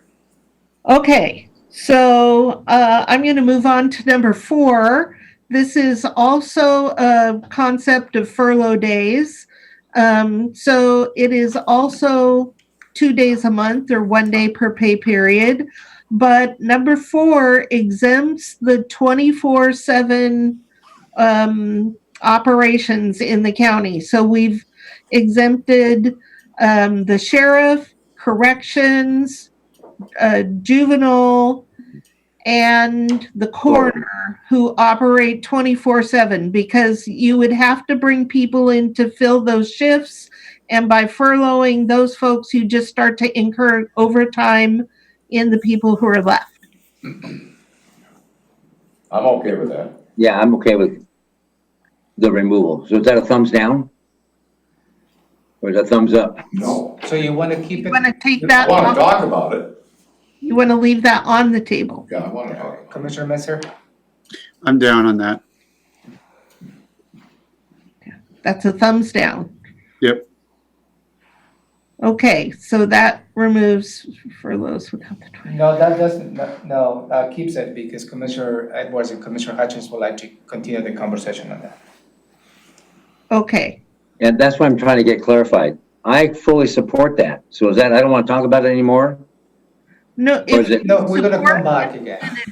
So Okay, a thumbs up is keep it on the table for more discussion. A thumbs down is we're not going to talk about it anymore.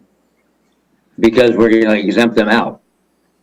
So No, you're not making decisions at this point, Commissioner. Okay, You just try to narrow down the list.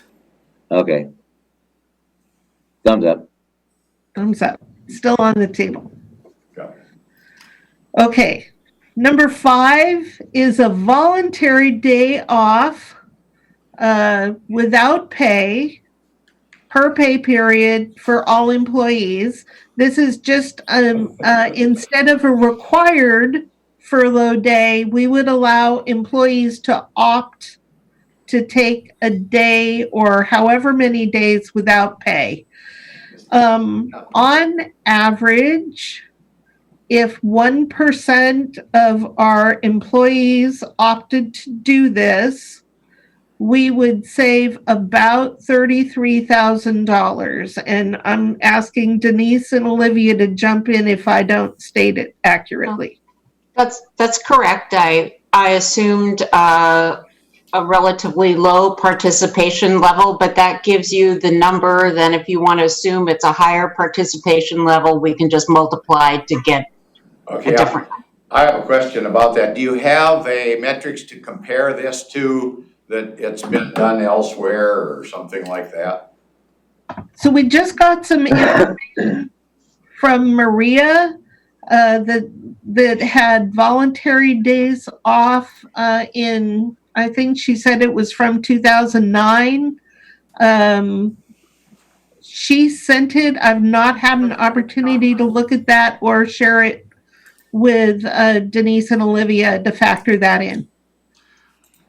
Okay, well then, could I make a suggestion on this? I'm not thrilled with that. If it's gonna be 1%, it doesn't hardly seem worth it. But if it's gonna be 10% or 20%, maybe it is feasible. But how are we gonna know unless we've got something to compare it to? Let me see if I can find.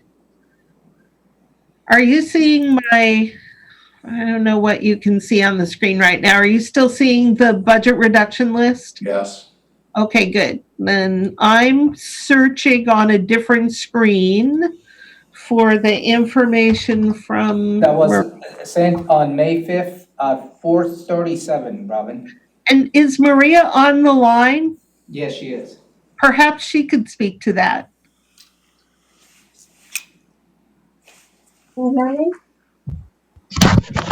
Yeah, Here we go. All right. The numbers I have, let me try to bring them up again.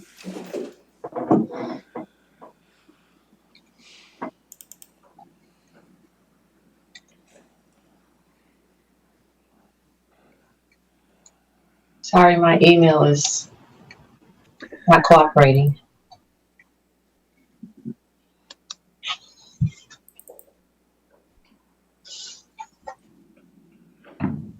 but while you're bringing that up, I would just add that number 5 is what's attractive about it is it's voluntary. It's not compulsory. Even though it is minimal, it could be 35, it could be $40,000. It is voluntary, and the individual gets a choice of, yeah, you know, I want to, but no, I don't, and it's okay. So I'm okay with keeping that on the table. I agree. Okay, let's just move on. Good. We Yeah, get more information to come. So I see, and I would ask Maria to confirm when she's got an opportunity, that we had 2 voluntary programs. One was leave without pay on a voluntary basis, and the other was to pay for your own medical benefits, if I understand how that worked. And we had in August, September, November, and December are the months that I have data for. And there were about between 91 and 99 people in each of those months who participated in the contribution. Voluntarily. Yes, that was on a voluntary basis. And that Wow. was pay your own medical? Wow. That, I believe that that's what it was. Maria, is that? Yeah, It was a contribution towards, so it probably varied per employee what they were willing to pay towards it. But we, I think, had a few people that had options to maybe go on a spouse and did so. I don't have that level of detail. you did include a table. Let me see if I can share that on the screen. And that was the 2009 volunteer. I need to log in again. Sorry.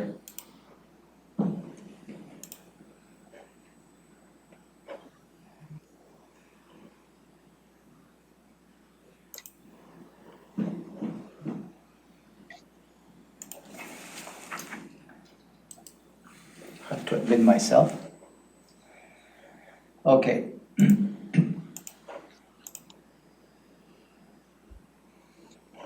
You're on the screen. Yeah, that Share screen.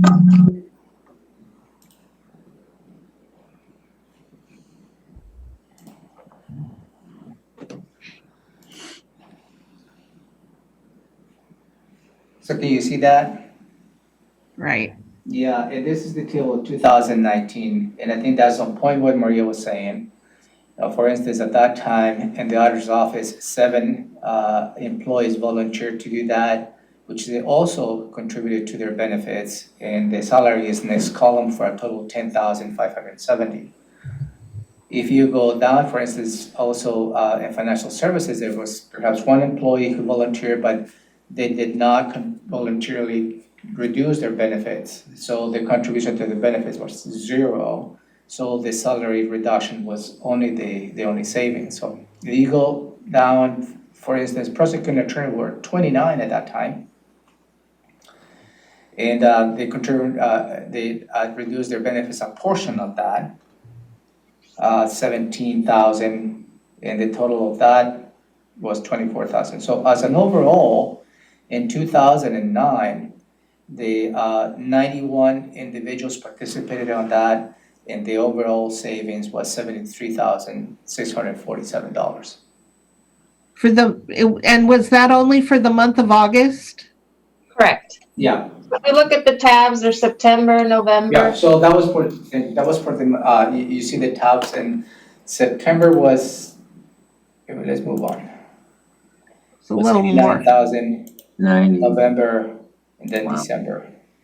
So it could add up to substantial savings, and it's my understanding that this is prior to figuring out how to do the salaried employees. Yeah, at the time, they were requiring the 5 days of like the full week. We couldn't do the partial weeks like we can now. And so we didn't get as high a level of exempt employees willing to cut their salary by a full week. Right. So volunteer could actually generate some Are, you know, are we, more are we than- gonna create a bunch of overtime for the bookkeepers here? This looks like a nightmare to me. it, Usually is, yeah, usually it is. it is a payroll conundrum, yes. So number 5, thumbs up or down to keep talking about it? Well, I'm okay to talk about it. I'm almost okay to talk about all these things. So that's unanimous? Yeah, that's what I'm hearing. All right. So Number 6. voluntary day off, number 5 is still on the table. Number 6 is a voluntary day off without pay. We just tried to adjust the estimate if we excluded the 24/7. So it's the same What's the Sort- difference? concept. Between 6 and 4, what's the difference? Between six is a required day off where the 24/7 would not be required to take a day off. Oh. Number 6 is a voluntary day off Right. where we do not allow the sheriff, coroner, corrections, or juvenile to take Oh. advantage of that. Because of overtime. Yes, because of the overtime impacts. So that doesn't make much sense. Yeah, I see at least one thumb Is for it keeping one- it one on the thumbs table. up? I'm okay with 5 and 6. Okay. Okay, talk about it. I'm okay with talking about it. I'm okay with talking about all of them. All right, number 7. Need to whittle the list down. Number 7 is to implement layoffs.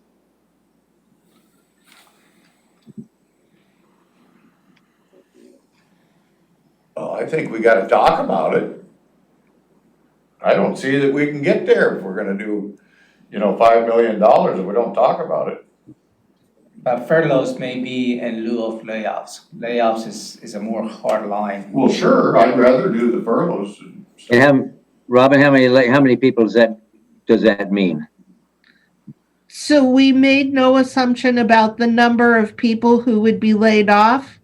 But on average, for each person who's paid with general fund money who would be laid off you'd save approximately $52,000. For 6 months. Yes, for the next 6 months. If you laid people off effective July 1,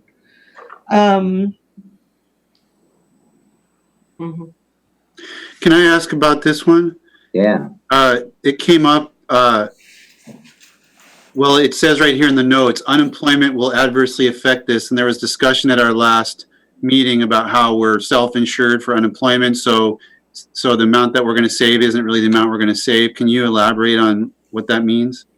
So we would have to pay unemployment. It would not come out of the general fund. It would be out of the UI fund. And one of the things that I have not had a chance to do yet is to look at the UI fund to see how many people it might support for what duration of time. So I don't have that piece yet. Well, I mean, I think Commissioner Edwards is right, is we could basically say that everything should be on the table, and that's not really helpful of winnowing this down. So I'm, things that are at the bottom of my list, I would say give a thumbs down, and then if the later discussion forces us to put something back, that's fine, but this is one where I would be looking at a thumbs down because this will be sort of a last resort from my perspective.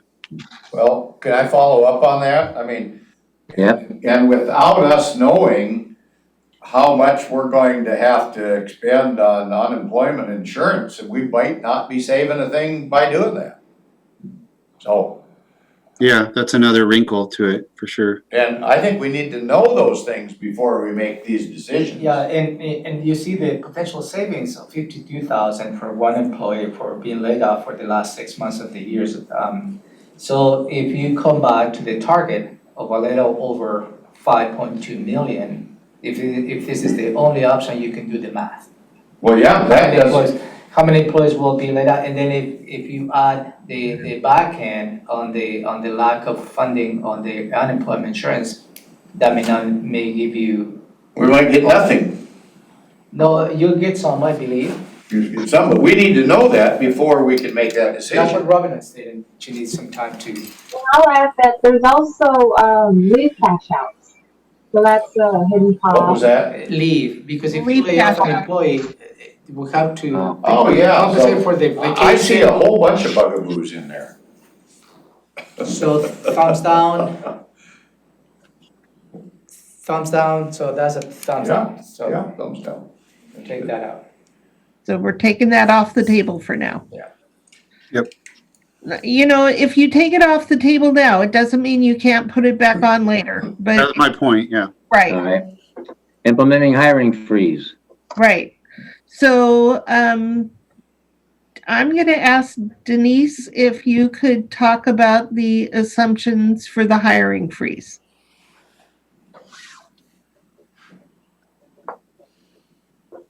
Assumptions. Just a second, let me call it up on my computer, so I can get the, so what I did was the hiring freeze, I did an estimate based on two parts of the process. One is I came up with just a ballpark number of assuming the number of vacancies that would occur in the last 6 months of the year. In my experience being through a couple of recessions, and Maria may have better information, I remember seeing that the vacancy rates went down over that period of time because the job market wasn't as good. And so I assumed that there would be a 2% vacancy rate. We can always adjust that and adjust the numbers. And then, so part of it was holding those positions open and using an average salary for that. And then, and assuming that these numbers were countywide, taking it 57% was the general fund. So taking it down to just the general fund. And the other part of the process was just there's an administrative overhead with having, usually you have some sort of an exemption process where it comes in and people say yes or no, that's a position we need to fill. And so there's also the impact of just a kind of a delay in hiring there. So I built in a 3-month delay to that. So if it wasn't a position we were holding vacant, there was also the process of holding it.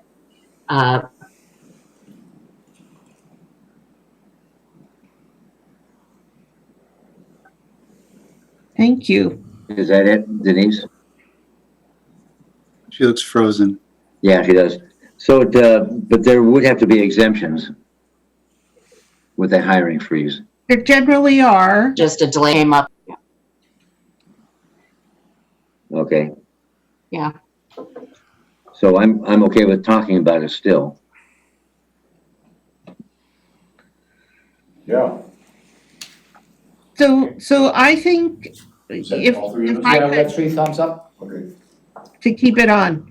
So number 9, instead of a hiring freeze where we go through a process of who gets to hire and who doesn't, number 9 instead would be a requirement that positions are held vacant for a defined number of months. So like 3 months. You must hold a vacancy for at least 3 months before you can recruit and fill it. So I have a question regarding that, and that is, if we're holding it vacant for a number of months, typically, if we were going to hire somebody in the courthouse in a lay position, it's been approved, budgeted for, and you go through the hiring process, and someone's on in about 3 months or so, maybe 2-3 months, maybe 4. But with certain positions, it takes 6 months to hire somebody. It takes them 6 months to train them before they're out. Yeah. So is that would that count, that it takes that long to process, even though the person might have been approved for 2020, they're not gonna be hired. They're gonna be hired well beyond the 6-month period.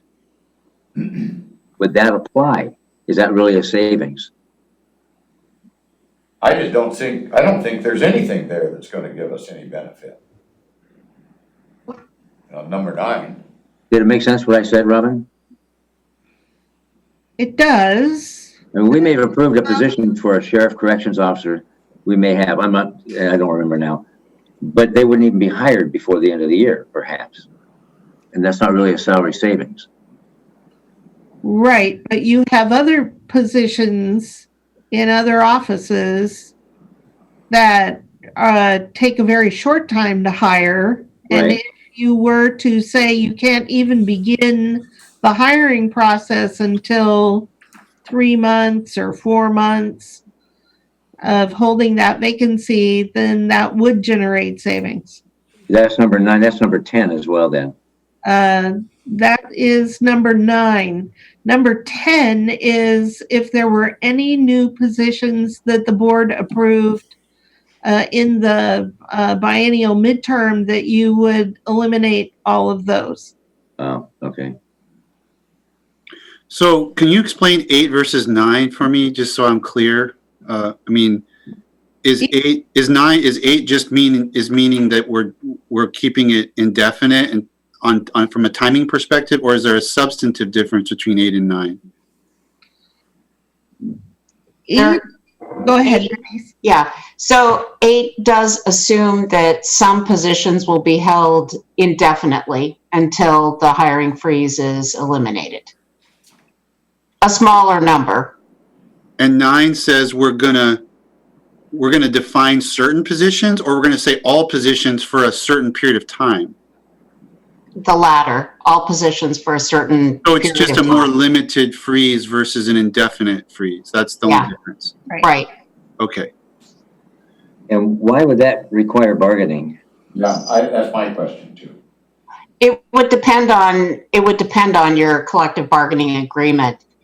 Where I've been before, we would have had to go back to the table, but it all depends on the terms in the collective bargaining agreement. And I don't know the agreements at the county. So, okay. And maybe Marie can answer that, because I'm not sure if there's a clause in any of the agreements that mandate we hire someone. No.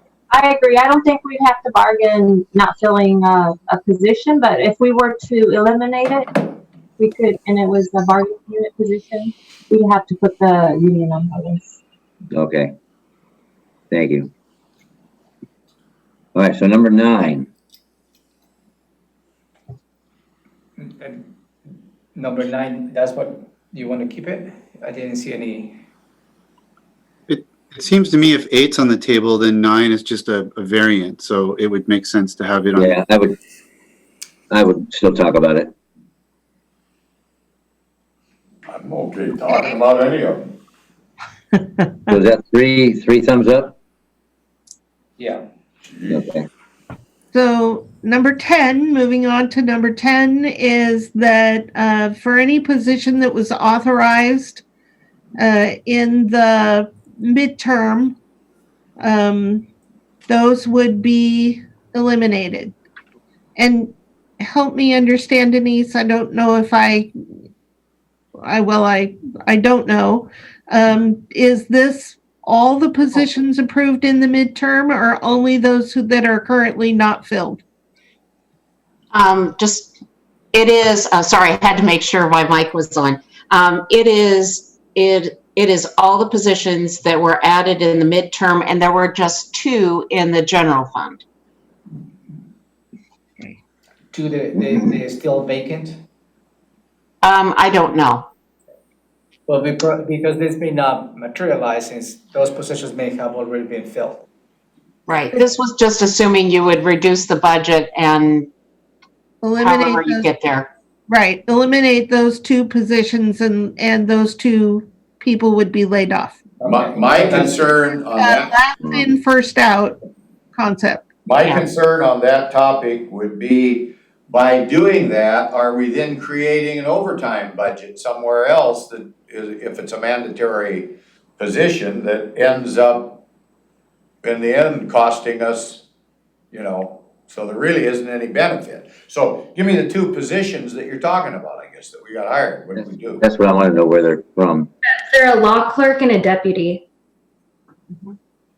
And what you're looking at is only 6 months of it. Right. Reminder. 'Cause it does look little when you're talking a deputy, but it's both of them, you know, divided in half. But have we hired that deputy and we're going to tell him or her goodbye? I don't know. I know the sheriff did mention in our last meeting that he had implemented a freeze internally, so we can look into that. Hey, I would like to know that if we just hired someone, I just talked to someone at Costco last week. They were just laid off, not from here. They were just hired as a deputy and they were laid off. And she was all kinds of inside out. And so my heart goes out to any employee that happens to. So I'd like to know. Okay, and, But So, In- But to go to number 10, we can still talk about it. We're going to get more information then. Yeah, correct? we need more information for sure. So we're number 10, I'm saying yes. Especially if the sheriff's already done an internal hiring freeze. You know, I mean, these are doggone tough times. well, we're not doing very good on eliminating. yeah. Okay. Number 11. so number 11 is I think one of you mentioned, you know, eliminating some positions or having people out could cause more overtime, but one of the things that you could do as a board is limit the amount of overtime. You could have certain exceptions to that because we know that it would be impossible to completely eliminate overtime. But you could,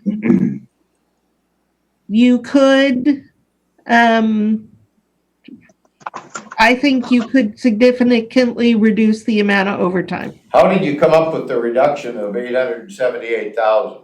What rationale went in there? We just took total overtime and divided it in half, so it's not specific. It's just for the general fund across all offices. So Robin, I brought this up earlier and you kind of, I felt like you were like, I don't think that's a viable option. And now it's on here. And so I have questions about it. I mean, I know the sheriff's corrections is a big part of the overtime, but we can't necessarily, my understanding from what I was told is we can't necessarily stop that based on what's going on in the staffing model that we have. So I guess my question is what overtime is out there that could be eliminated responsibly by our action on this item versus what we can't? I don't think that you could completely eliminate overtime, but I do think that it could be reduced. I think that there are opportunities to reduce overtime. It all depends on how the work is managed. And I think that there's an opportunity in many of our offices and departments to reduce the amount of overtime. So we have overtime from many different departments and offices. Yes. Yeah. Let's look at it.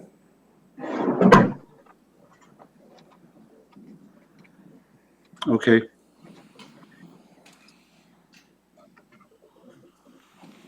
So this is still on the table. Yeah, that's what I Yep. see. Okay, then let's move on to number 12. You could eliminate positions that have been vacant for a certain period of time. That's a no-brainer to me.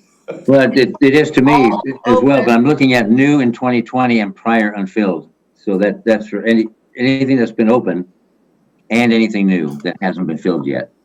Right.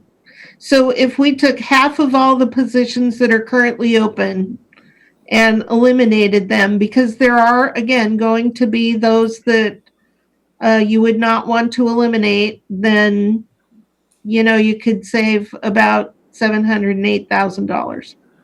Wow. Well, And that again gets to where do you make those eliminations? In the past, I can tell you from having been there, when the economy is bad, you've got a pool of applicants that you can hire. When the economy is good, you don't have a pool of applicants and it takes a long time. So we haven't seen that happen yet because it takes so long to hire, especially in the law enforcement component. So I could be fine with that as long as we moved with limited exceptions down there behind of years or months. So I have a question. Was there a response, Robin? I didn't want to cut you off. Okay. No, So my question is, looking at number 10 that we already talked about, you're not hiring. Then number 12 eliminates positions that have been vacant for a defined number of years, whatever we define those number of years or months to be. Right. That makes sense if it's been sitting empty for a year, 2 years, or 3 years. That's just a no-brainer.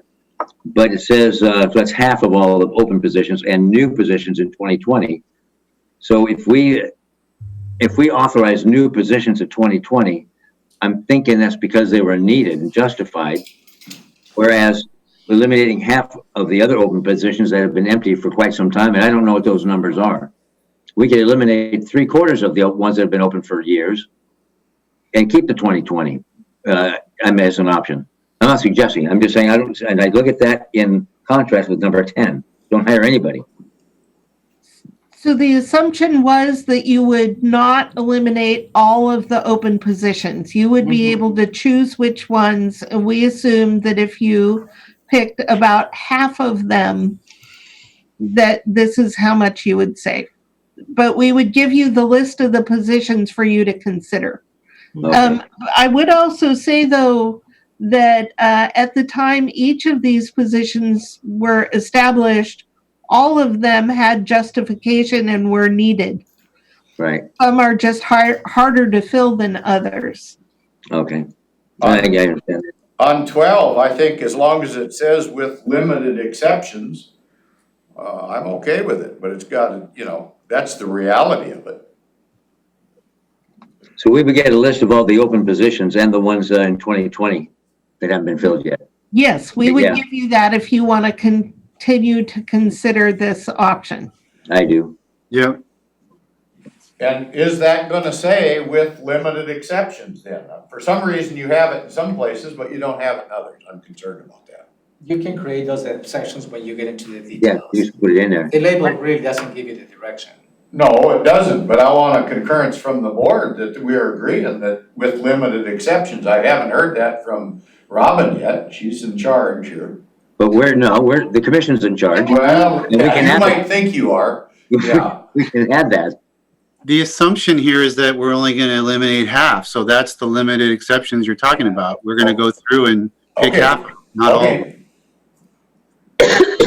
This assumes savings of half, and you could choose less or more. It's completely up to you. Right. Right. Right.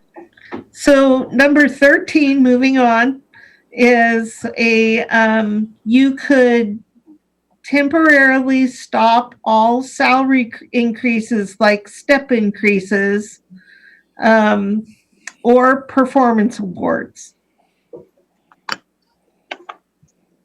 And you have no estimate on money for that. On savings. Number 13. Yeah. We estimated $194,000. My 2 cents on this one, I was less interested in this one because the ones that have to be bargained with the units, to me, if we're going to go to that level of effort and negotiation, I want it to be something really substantial that's going to basically solve a problem, like a salary reduction. This one seemed like it was going to be, I didn't even know the number you just gave, but I assumed it was going to be kind of minor and kind of a lot of effort for maybe little reward. So this one was toward the bottom of my list.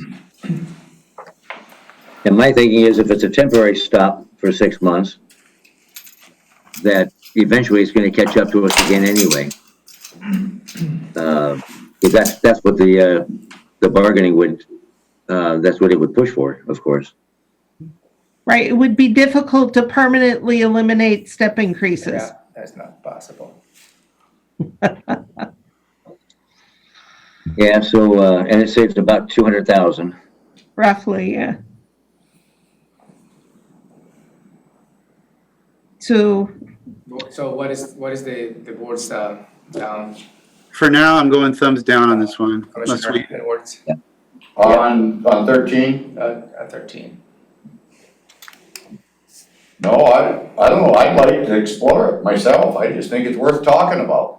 So it's taken now for now 2-1, So it stays there 2-1 or goes 2-1? goes out Goes out? Oh, off the table for now. okay. for now. I mean, you can, Okay. you can go back and revisit any. No, that's okay, I'm just trying to keep track. Right.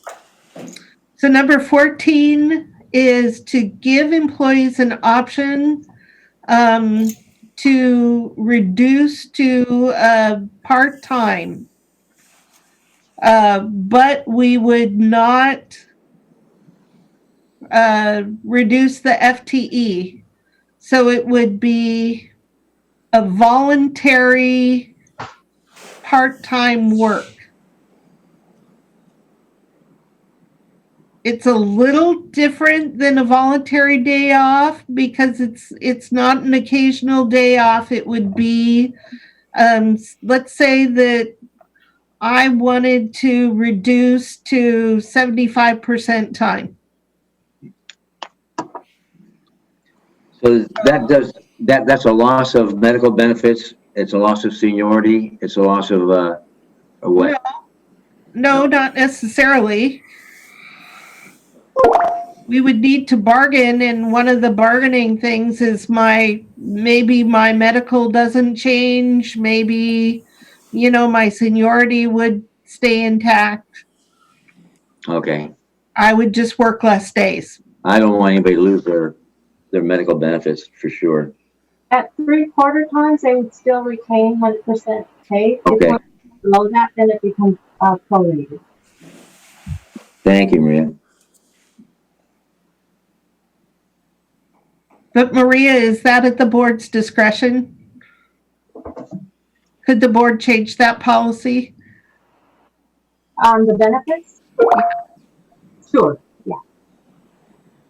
What was the answer? Yes. You're coming across muffled, Maria. Okay, Yeah, I'm having some computer issues today. so it's voluntary again, not compulsory, it's voluntary. Correct. And we've had 1% in the past that have done that, in 09 or so. Oh, I don't know that this was ever implemented in the Oh. county before. Maria, do you?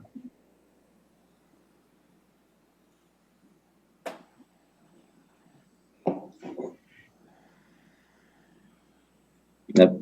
My recollection is there were employees that went from full-time to 3/4 time, but I don't know anecdotally how many. Okay. We have an estimate of $35,000. It's not very many. That was assuming that 1% of employees would opt in and that they would reduce by 10%. So that's a small amount, but Yeah. yeah, that we don't know what would happen. I'm okay with keeping it on to discuss it, but it's a minimal impact. Okay, let me, one more thing here before we move on It on is more. 14. Because we're getting ready to vote on 14, are we? Yeah, Okay, it says, give employees the option to reduce to part-time with the office or department, not losing FTE budget for the future. Does that mean not losing the FTE for the position, not necessarily the budget, right? So what Not that losing it for the future, what does that so mean? the employee would be part-time. Let's say that someone went to quarter time. They could later, let's say I chose to go to half-time for July, August, and September. In October, I could choose to go back to full-time, or Another example would be I go to part-time and then I find another job. The office would still have a full-time position that they could fill full-time. So they get to keep the position. Right. They'd keep the full-time position. The employee would choose to be part-time. Is that an accounting nightmare though? If somebody comes in for a month or 2 months or 3 months and opts out again, and do we put limits on that? So we could put limits on it. We can put whatever limits you would please. These are all options that we could refine. The payroll gets tricky. So there is an administrative burden, but there is for just about anything you would do other than straight layoffs. Well, and it might be good for the employee. It might be very good for the budget, but it's going to be a nightmare for payroll and costs in that regard. Yeah, I don't know that I would consider it a nightmare. I think they have mechanisms for coding and, basically they're underfilling an FTE. So we do some of that occasionally. But I can get more information from our payroll experts. All right, well, I'm okay with keeping 14 on just for discussion purposes and get more information. Apparently, some departments have heard from employees who would be interested in this. Okay, I'm okay with it too. Good. Where are you at, Ty? Yeah, I know we're not doing a very good job of winnowing anything down. I mean, just for everybody's benefit, I mean, like my philosophy is I don't want to have to go to layoffs or furlough. And so I'm open to putting everything else on the table, but without knowing some of the dollar amounts, I don't know. And if all these other options don't get us to the finish line, then I would opt for a salary reduction to get us across the finish line. So I'm trying to keep everything on the table because I don't want to have to get to furlough or layoff. So I'm just throwing that out there because we're spending a lot of time and we're not really winnowing this down. So I don't know, maybe not sure where my seatmates are, but this may not be the best use of this time because it sounds like we all want to kind of keep everything on the table. I'm not sure where everybody's coming from, but that's where I'm coming from. But at least we've all agreed on number 7. Yeah, we've got 2 off now so far. And the next 2, we're not going to finish this list today, but number 15 and 16, I'm okay with both of those. I just don't know what if the end dates are 2020 or 2021. Will they be through 2021? So just this year? Most of our end-dated positions are at the end of this year. Some are longer. We'd have to, once again, we would give you the list of positions. Yeah, so we don't have the list, we don't have the number of dollars saved, but I'm okay with both of those. Mm-hmm. Okay, well then good enough. Now can we go on to some other things that aren't on here? Well, wait, hang on. Is a thumbs up for 15 and 16? 14 and 15, or 15 and 16, I think. 15 and 16 are, we want to get rid of those. Yeah, we want to get rid of those. 15 and 16, I'm okay, and I think sound like everybody was, right? Yeah. Okay, now, what about a discussion of other things to come, so we don't get aced out here and not get a chance to talk about it? And I'm just gonna throw these out on the table real quick, because I think we need to talk about them. What order we can decide. What are we gonna do with the $15 million that the feds put in the pot? What about borrowing from other funds that aren't traditionally done that way? What about another column on this whole thing, and maybe it would be under the historical workforce by department, maybe one more column off to the side there. How many were on admin leave and weren't really required, and all that kind of thing from each one of these entities, so that we can make a determination, well, what were they doing? What did they do? How come we were able to get along with them for a couple of months, without them? Let's see that in hard copy so we can talk about it. So let me ask Romero, support Robin, because we're not getting through the rest of this agenda either. And the bottom three, the grants, grant decision, flow chart, and the Treasury CARES Act priorities, that's a big one. That's one of the items Commissioner Edwards would like to Right. discuss. The borrowing from other funds, under an emergency declaration, you have the opportunity to borrow those from other funds. But you have to remember, you have to pay back with a 12% interest in 2 years. No, whoa, no, wait a minute. The law says 12% interest? 12%? Hell, you gotta pay the bank to keep your money. Are you kidding me?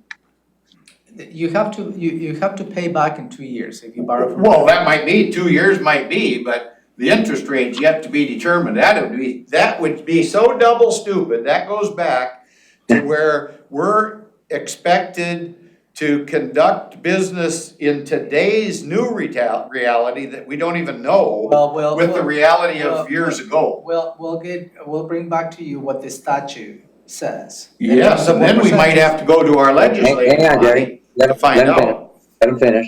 I'm just telling you what the law. I'm not referring to you, I'm referring to the whole concept. Jerry, let him finish, please. Yesterday, when I had the conversation with the local legislators, that was my request. The specific request to provide the counties with flexibility to accessing restricted funds. That request has been placed in front of the legislators. But absent having a legislative action, that's the parameters. You have the option to borrow under an emergency situation, and you have to pay back with interest. But not 12%. We'll get back to you in terms of specific percentage. Yeah, okay. So when will we have this conversation? We're not gonna do it in 10 minutes or 15 minutes on the CARES Act priorities. Do we have some other time coming up? That's gonna take considerable, I would think, time. That was where we're hoping to go on the last item. That's the COVID-19 funding. Right, and how long do you reckon that'll take? So we could spend the next 15 minutes on that. But I think we would need to check your calendars to arrange for additional time. We didn't finish this list either. Right. I'm good, we're with working evenings and holidays, weekends, doesn't matter to me. Okay, can we get this banged out, a chunk of it in 15 minutes? The COVID funding? So we can certainly talk about, I'm going to stop sharing my screen and see if I can bring up something else. We can talk about the COVID funding for the next 15 minutes.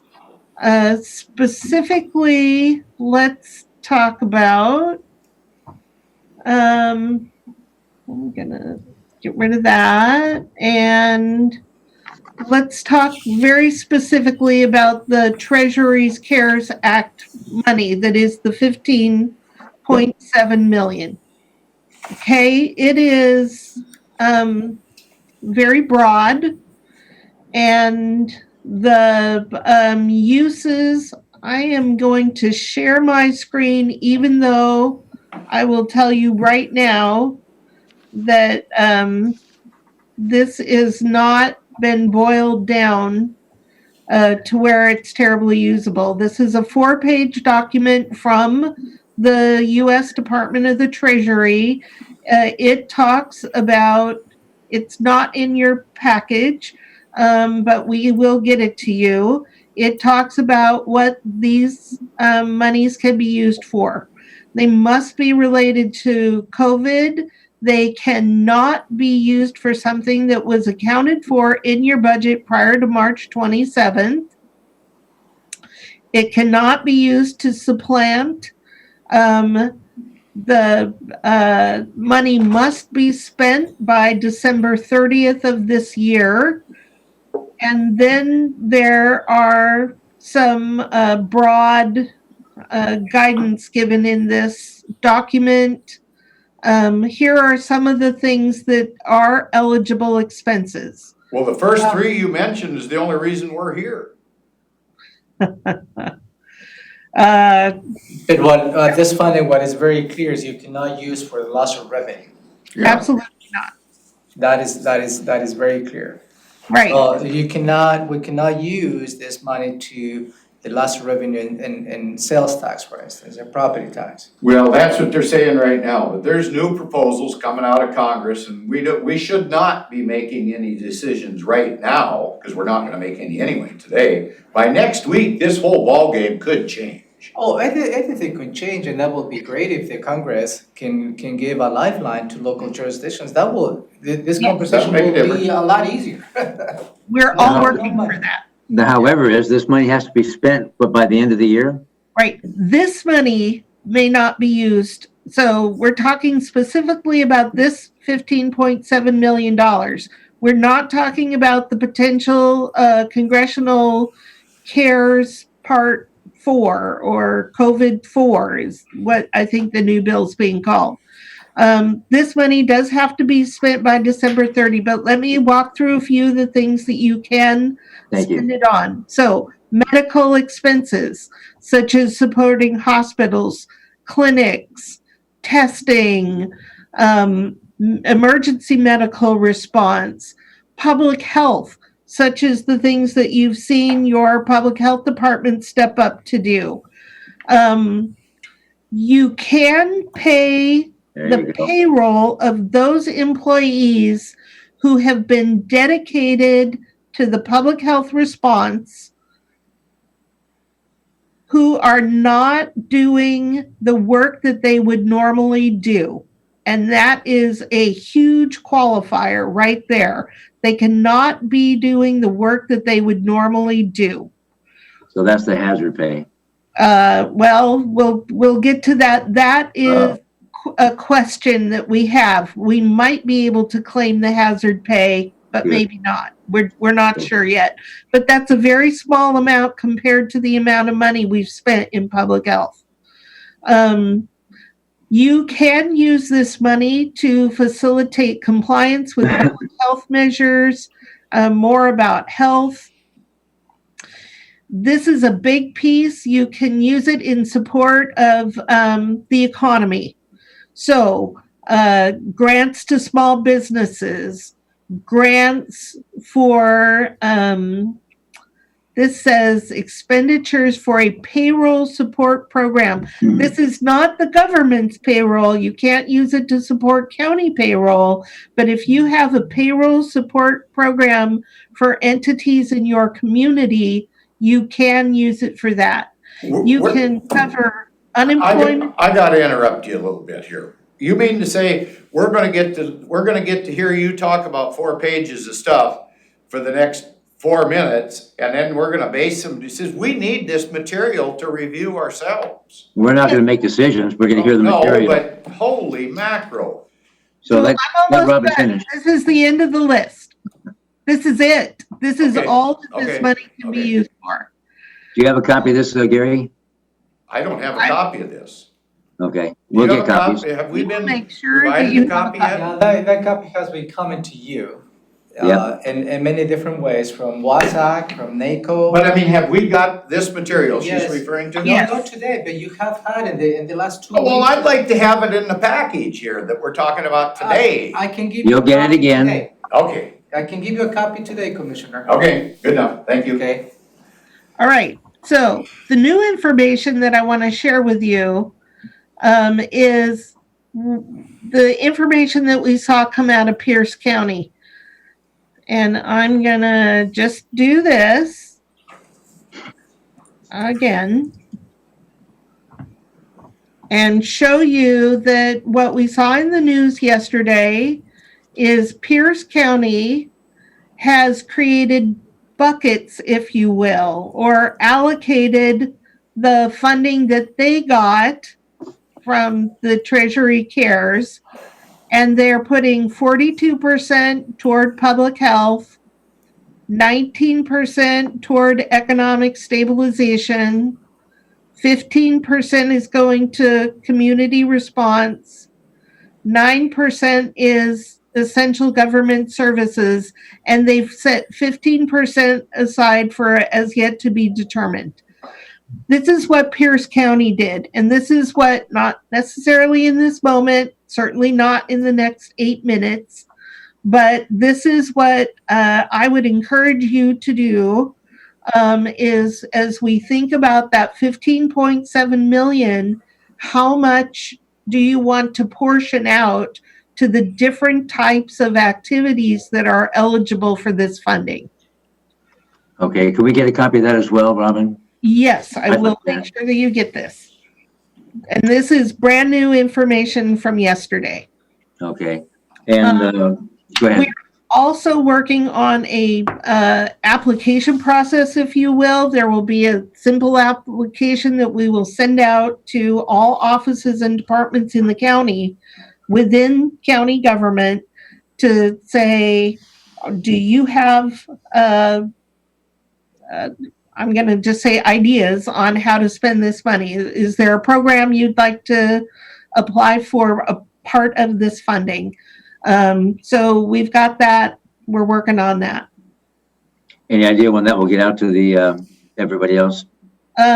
We won't have the contract from the Department of Commerce for 2 to 3 weeks. Okay, so So we do need to wait and see if there are any restrictions that the state passes down. There should not be. But we're working on this process to get it out to the offices and departments. good, okay.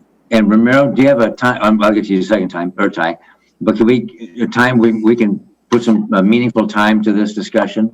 Yeah, next week we can set some time to continue the conversation. I'm not expecting for you to make a decision today. Thank you. And also yesterday, that was one additional request to the local delegation, is to give us some flexibility with this funding, because Pierce County was given a direct allocation for the Department of Treasury, directly from the federal government, and the allocation of the $15.7 million to us is through the Department of Commerce on that reimbursement basis. So it seems to be an inequality as to how this money came to Thurston County. And that issue was elevated yesterday when I had a conversation with Senator Hunt, Representative Dolly. Okay. Ty, go ahead. My question is about so this pool of money to Thurston County, is this the jurisdictional scope of this? Are we supposed to be acting on behalf of our entire county, including all the cities? Or are the cities getting its own money? For example, when you talk about one of the eligible things being like economic support grants for small business, I mean, most of the business is in the municipality. So is this money that we're supposed to be allocating on behalf of our entire county or only in the unincorporated? No, each of the cities receive their own allocation as a result of this money.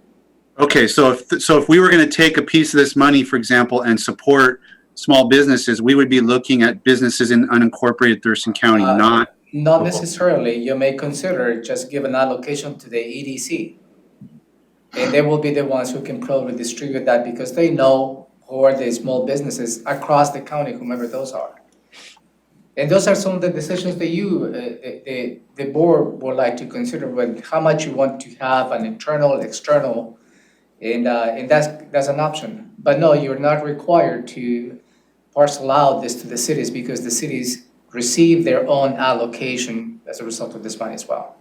We should also add, though, that the city's allocation was prorated on a much lower basis than the counties because of our duty to respond to public health.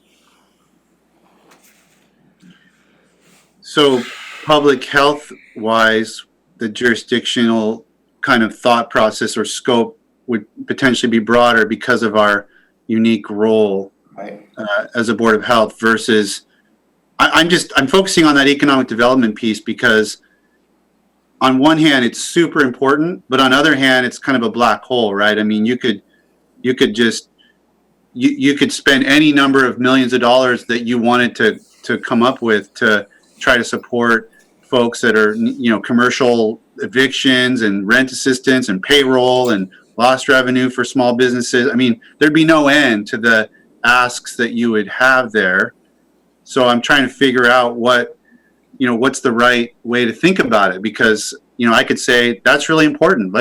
And 15 million would be gone in a blink versus these other responsibilities we have about public health response. I'm not even sure what that third bucket means. You said community resilience or something? The Pierce County, they gave 15% to some third category. What does that even mean? Like social services? We're trying to get additional information from Pierce County. Okay. Well, anyway, I'm just pointing out there's complexity, and then when you add in the county's sort of unique role as, you know, the dual role of the county as having jurisdiction over the whole county in certain aspects, but being responsible to the unincorporated part of the county in other aspects. I'm struggling with how this money fits into that that reality. So I'm sharing with you now some slides from a NACO webinar. I see you, Gary. Settle down, sir. Again, brand new, just got this last night. So we'll make sure you have it. It is in it's on a link that we received from WASAC yesterday. But these are different types of assistance that are potential sources for recovery costs. I have not had time to read this. I cannot interpret this for you at this time. There is a lot of information here about things to consider. This is an amazing slide deck. I've not had time to go through it all, but I'm sharing it with you. We'll make sure you have a copy. But one of the things I want you to see is here are opportunities for small business. So when you think about how does this 15 million fit in with other opportunities in the community, we need to be aware that there are small business programs, there are programs that nonprofits have access to. They do not come through government or through the state or the local jurisdictions. So I think that it's hard because there is so much pressure, but we need to think big picture about how these pieces all fit together. So there is, and we'll get a copy of that, yes? Yes. Thank you. And also, next Tuesday at noon, I have already scheduled on your calendars, you have a webinar with WASAC, in which you will have with your peers, elected officials and administrators. A specific criteria is to address this funding. So that will give you yet another opportunity to get additional information related to this. Thank you. And so, and I'll get to you, Gary, in just a second. I just want to add that there is, without exception, every business in this county has been impacted by this pandemic, without exception. And so the big cities, the three big, Olympia, Lacey, and Tumwater, they're large enough and have the resources enough to put out employment type or small business loans and incentives and keep businesses afloat. But the smaller agencies aren't able to do that. They don't have the resources. So I'm in favor of giving some of it to the EDC if that's what we decide to do. But I want to be sure when they vet that some deference is given to some of the small cities who have lost businesses, because it decimates that community completely, not just a little bit, but just completely, let alone the individual. And the EDC has done things with grants and loans and small business, the SBA, Women in Business, and they're doing quite a bit of work in that regard, but they're being inundated with applications. I think they have over 1,000 applicants for 13 or 15 loans or grants to be given out. So we just have to be very smart in what we do, and I want to be sure the small cities are represented to help their businesses as well. Gary, go ahead, sir. This is actually, a lot of this is interpretation of what's given out. So I'm always concerned about who's interpreting what and what's allowed. And the other piece of that is we've got input, say what Pierce County is doing, but what's Lewis County doing, for an example? Maybe WASIC has a list of other jurisdictions that have taken a look at this, because we may or may not agree with the percentage or whatever that Pierce County does. So we need to review a lot of stuff before we decide. I am not suggesting that you do Yeah. the same thing as Come Pierce on. County. I was just showing you an example of the first county who's got something out the door on this. Okay, thanks. Okay. Oh, shoot. There you go. Any final wrap up? Because it's after 12 noon and I have a 1 o'clock and I've got an errand to run in between the next Zoom. Anything? Okay, Robin, Denise, Olivia, thank you very kindly for joining us. Maria, if you're still there, thank you very much. Did I miss anybody else on the phone? You're gonna close it out? If he allows me. Okay, and thank you, gentlemen. Anything further, Ty? No, I think Ramiro had some. Yeah, I'm going to hit him next after Gary. Anything final, Gary, before we say goodbye? I'm ready for Romero.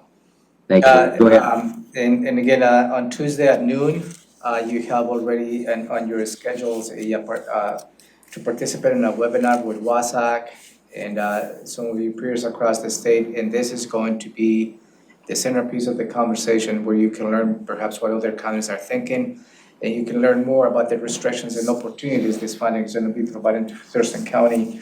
And I will try to find next week another budget work session and hopefully next Thursday, another 3 hours. We thought the 3 hours are going to be way too much.